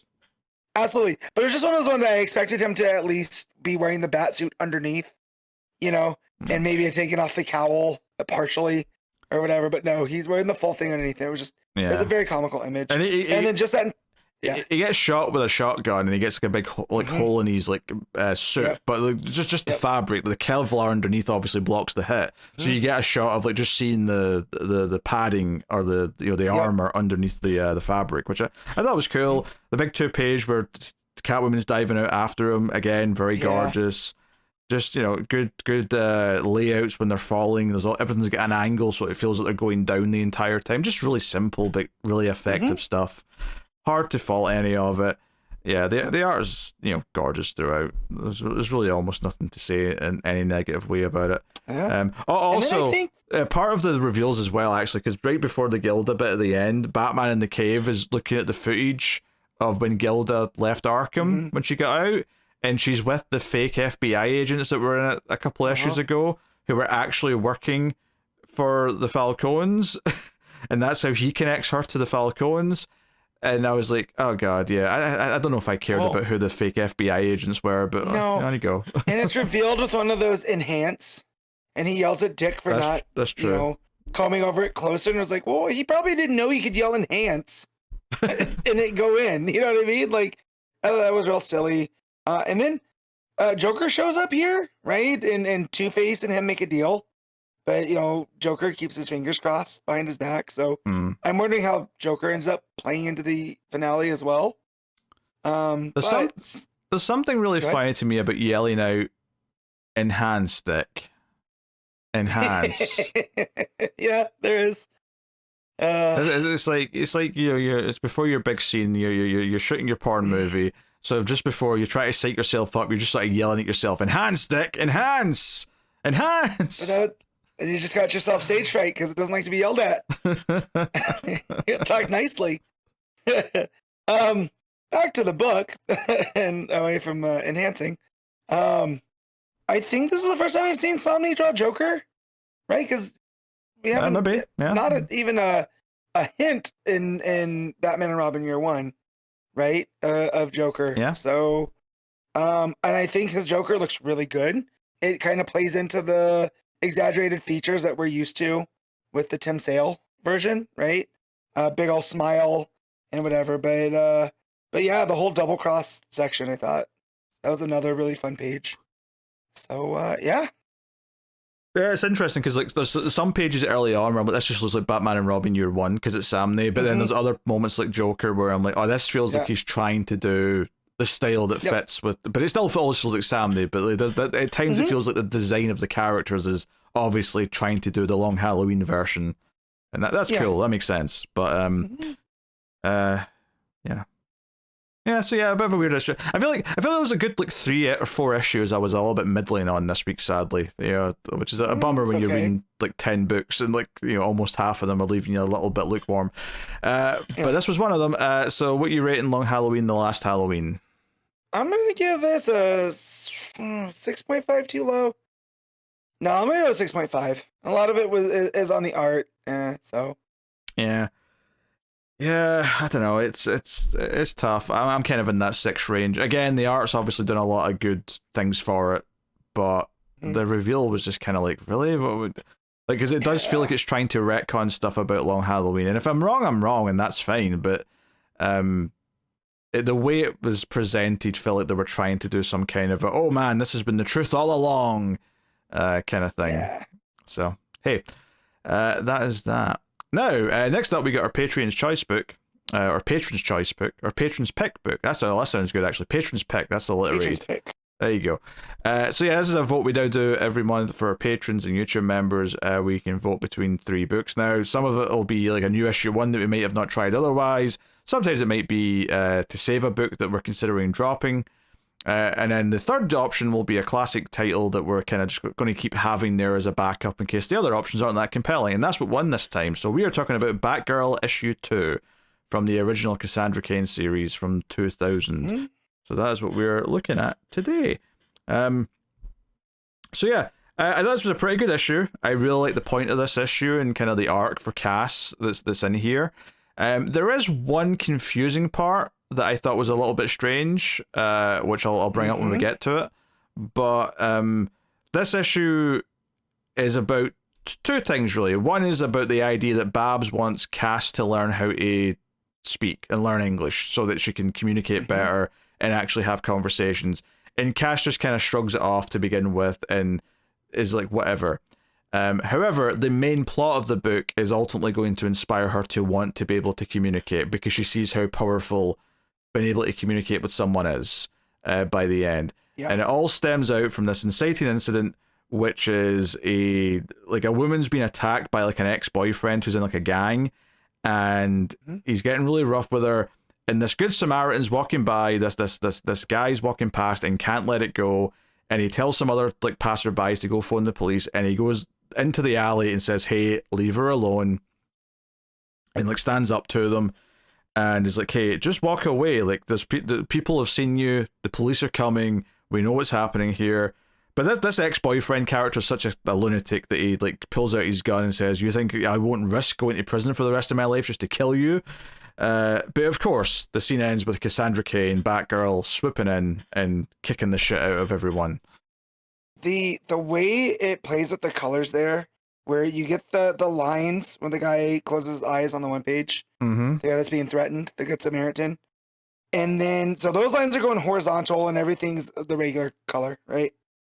You turn the page, and when Cass gets onto the scene, all the lines now are going vertical, and there's this like sepia tone kind of red, like this dusty red over it as she's kicking these guys, and it was a very, very good reveal. Like just the way that it's playing with the motion going one way to the other, it just adds this kinetic kind of energy to it. I really enjoyed. Yeah, no, it's a good transition. And then afterwards, she like picks up the good Samaritan had like a bag of groceries, and she picks that up and hands it back to him, and then kisses him on the cheek, and he just kind of looks like in shock of like, what's happening right now? Who is this woman? So yeah, Cass is back at the tower with Babs, and Babs is like, calling her sleepyhead for not getting up until the afternoon and all that. And she's like, hey, you should learn some vocabulary so we could talk to each other properly. And then on the news, the guy that she saved is there. Like there's a photo of him, and she's pointing and smiling, saying, hey, this guy, like I know him.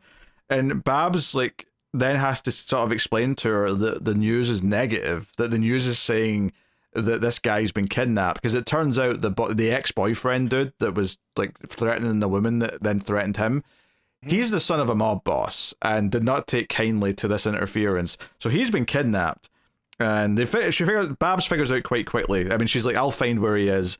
And Cass, like, to pass time, goes to the punching bag and like just completely like. And this is actually a really good bit of the art, because you see some like sound effects at the bottom, you know, like whack whack whap or whatever, and like Babs is just looking over, like worried. And then the next panel is just the punching bag split in half and all the sand is pouring out of it. And she's like, I'll find him, don't worry. And it turns out he's in this, it used to be a prison, but then it became a steelworks, but now it's kind of being used as a prison by the mob again. It's almost like an Alcatraz-style island, but there's a bridge leading to it. So this is where he's being kept, so this gives Cass her mission. So we see Cass like get out of a taxi, and she's in like civilian clothes, but then she switches into her Batgirl outfit and swims across and climbs up the side of this island onto the building.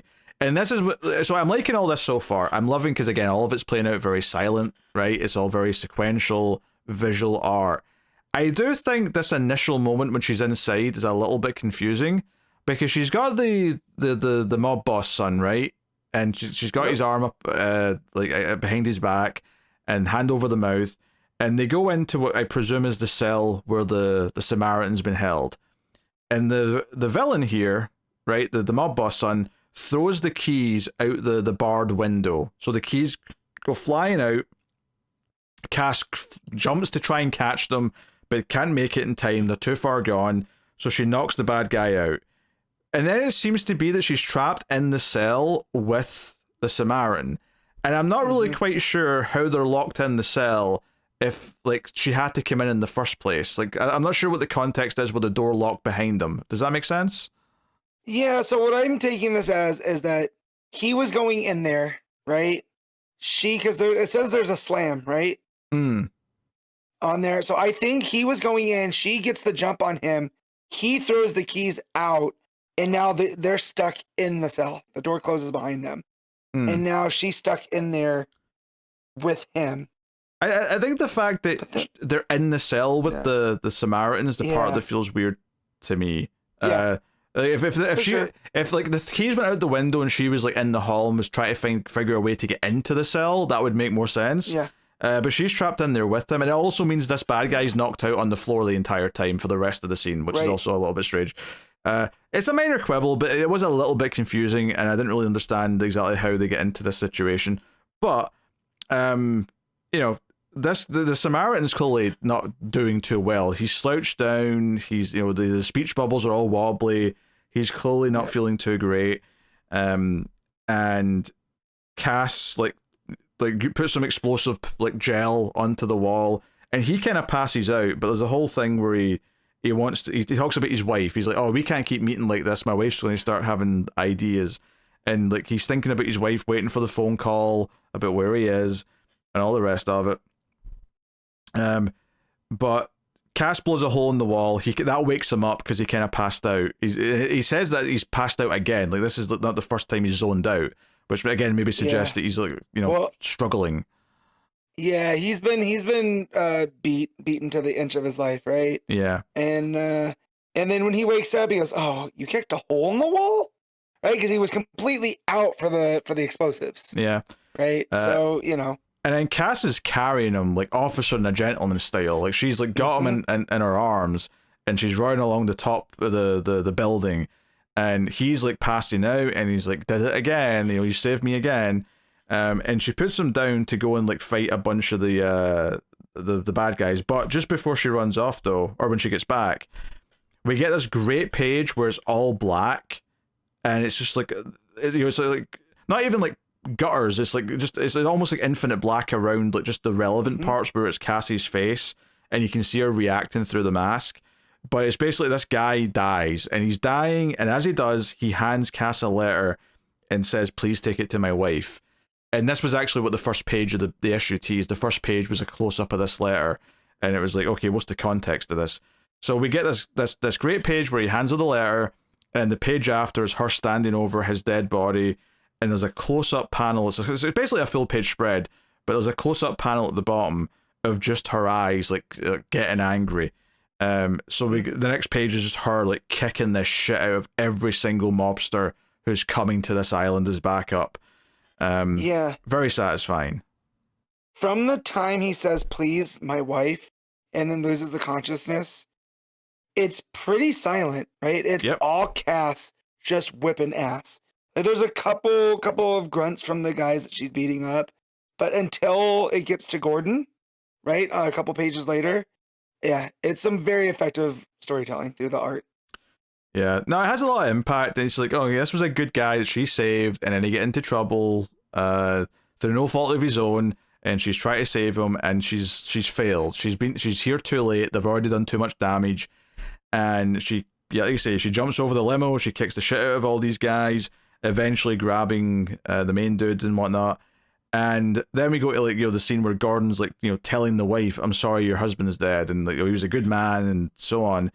But when the wife like goes back into her apartment, Cass is standing there waiting, holding out this letter, and the wife reads it and like cries like happy tears as she reads it out loud, and she smiles at the end though because she's at least gotten this goodbye from him. And like Cass looks back over her shoulders. She's in silhouette for the main part of the panel, but there's a little close-up panel at the bottom where she's looking over her shoulder, eyes wide. This idea that she doesn't really quite know like what was just said, but she can see that it meant something to this woman. That like him being able to say his goodbye was so important to giving her some kind of comfort, and it was the one thing that got to live on after he was like gone, after he was taken. So the final page of the issue is Babs like wakes up, goes into Cassie's room, and notices that she's been like practicing her letters, that she's been trying to learn the alphabet, and she turns off the light. And it's like this has inspired her to want to communicate with people because she can see how much power it has and how it can be a valuable thing to the people you care about. So very sweet issue at the end, but sad as well, obviously. Right. And just that, like, she knows something's out because she can read the body language, right? And I really love the art where after the happy tears and the wife says John, like she has her hand over her heart here, and it's just Cass in silhouette looking, so again, another great art throughout here. Yeah, no, it's good stuff. It's the sort of thing where you get to that last page and you realize, oh, that's what this was all about. It was about showing how important being able to say something to his wife was, and that's inspiring her to want to be able to communicate. So, very, very, a good lesson for her to learn early on, I suppose. But it hit hard. I think we still have that looming threat of her father showing back up, because that cliffhanger at the end of issue 1 was that he's still around and he still wants to come and get her. But no, this was really good. And we talked in the first issue about the chunky faces, and that's still very much here. But it's very good at telling the story, though. It's very expressive, constantly, and it's really good at doing those little close-up panels when it's going in to show Cassie's little minute reaction to something, or showing like the little things that she's noticing. It's kind of the equivalent of in the modern Cass book, where the narration will do those one-word kind of things where fear, anger, like she'll sort of like narrate it in like one words. Here, when it's doing it purely visual, it's all these little like close-up boxes and these close-up panels that's giving you the things that she's noticing, which is really well done. Well, and I also like the very expressive eyes. So even on like the pages that are otherwise dark, if you look in like where the Samaritan's talking about how he must have blacked out, right? And you look at that silhouette of Cass, her eyes you can still pick out of there, right?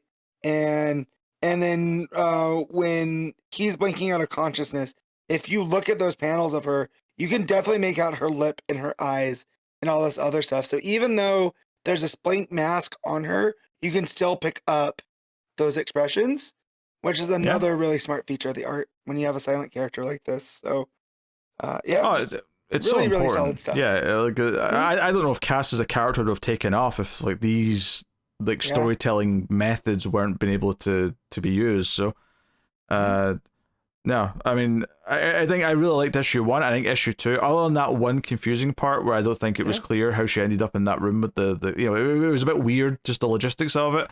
Other than that, I think this was an excellent issue, and I like it more than issue 1. because I think Yeah. this went beyond just like setting up the character and went straight to the heart of the character, and Yeah. you know, had a point to make by the end. It did it and was very satisfying. So, yeah. All right. Well, Matt, were you rating Batgirl issue 2? I'm gonna give this an 8. Really, really solid outing. I'm on an 8.5. I would give this the 9 if it wasn't for that one confusing part where like I legitimately had to think about what was going on, and I still don't think it quite makes sense. But other than that, loved it. So great stuff. And now I'll take us on to the final part of the show where we pick our favorite stuff of the week, favorite panel / moment, favorite cover, favorite art, and of course top 5 books. So Matt, what was your panel / moment of the week? So this week had a couple of big ones. I dark patterns, the big old creepy baby. Anytime that face shows up, it just it's unsettling. Action Comics, the final page where Clark's where behind him is like the city and the lightscape. That's super cool.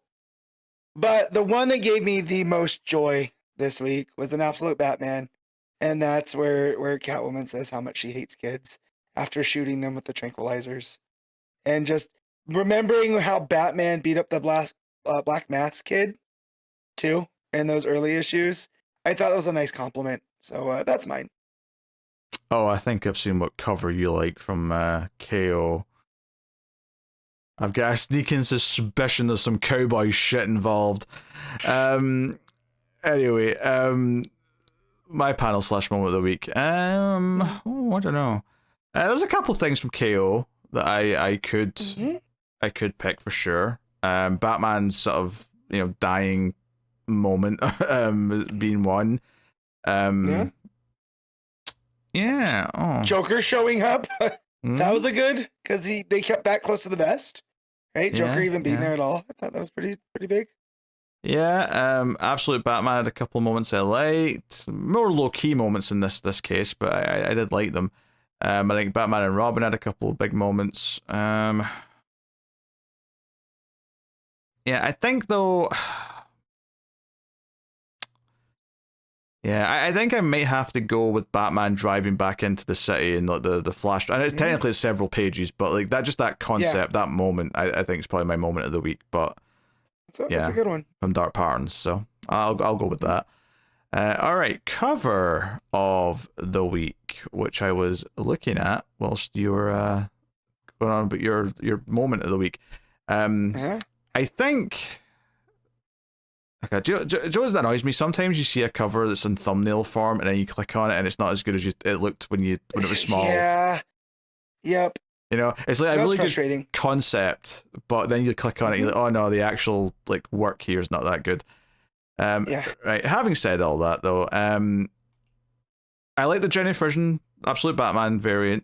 I'm not someone who always fawns over Jenny Frison's covers the same way that you do, but this is a very good cover.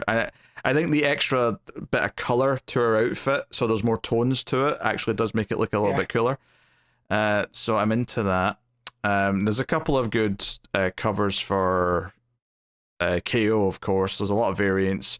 I think the Jim Lee one that's just Darkseid's face, I think sticks out to me as being really creepy and moody, and I'm kind of into that. I think my cover of the week, though, if I'm picking, is probably going to be from Dark Patterns, actually, and it's going to be the Martin Simmons variant, which is basically just Batman, and then like underneath them's like the city. It almost as if it's like a big board game, because there's like hands in the foreground as if like you're the other player, and the city's the chess, if you will. The board. But it's all done in this very kind of atmospheric painted style with lots of deep blacks, and like reminds me a little bit of like oh god, who am I thinking of art wise? I don't know. I'm thinking of an artist to compare him to, but regardless, it's really beautiful and moody. So good stuff. What's your cover of the week? All right, so there is a Green Lantern cover by Scott Godlewski that I think is Jess. Right, it's got a purple background, and then the green really lights up against it, but it's got the rain covering her face. Yeah, I just just like the greens and the purple. Yeah, I noticed that. I like the colors of it. I'm not as in love with like how the face is drawn, but like I respect it. I mean, that's fair. And then as you mentioned, the Jenny version, absolute Batman. I'm a sucker for a Jenny version cover. And you were correct that there is some wrestling influence in my cover of the week, but it's not the Hangman and Lobo cover. No, there is a Daniel Warren Johnson variant that has Superman giving a sit-out brainbuster to Darkseid. That has been my phone background for the last 2 weeks, and it is perfection. So yeah, that one is mine. That'll probably be my phone background for a good solid while. So yeah, solid. Okay.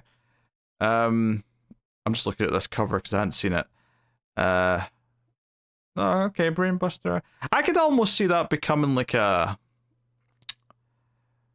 How would you even call it? Like, because it's not the same like start of it, but I can almost see if he flips him round enough onto his back, it'd be more of like a Michinoku driver.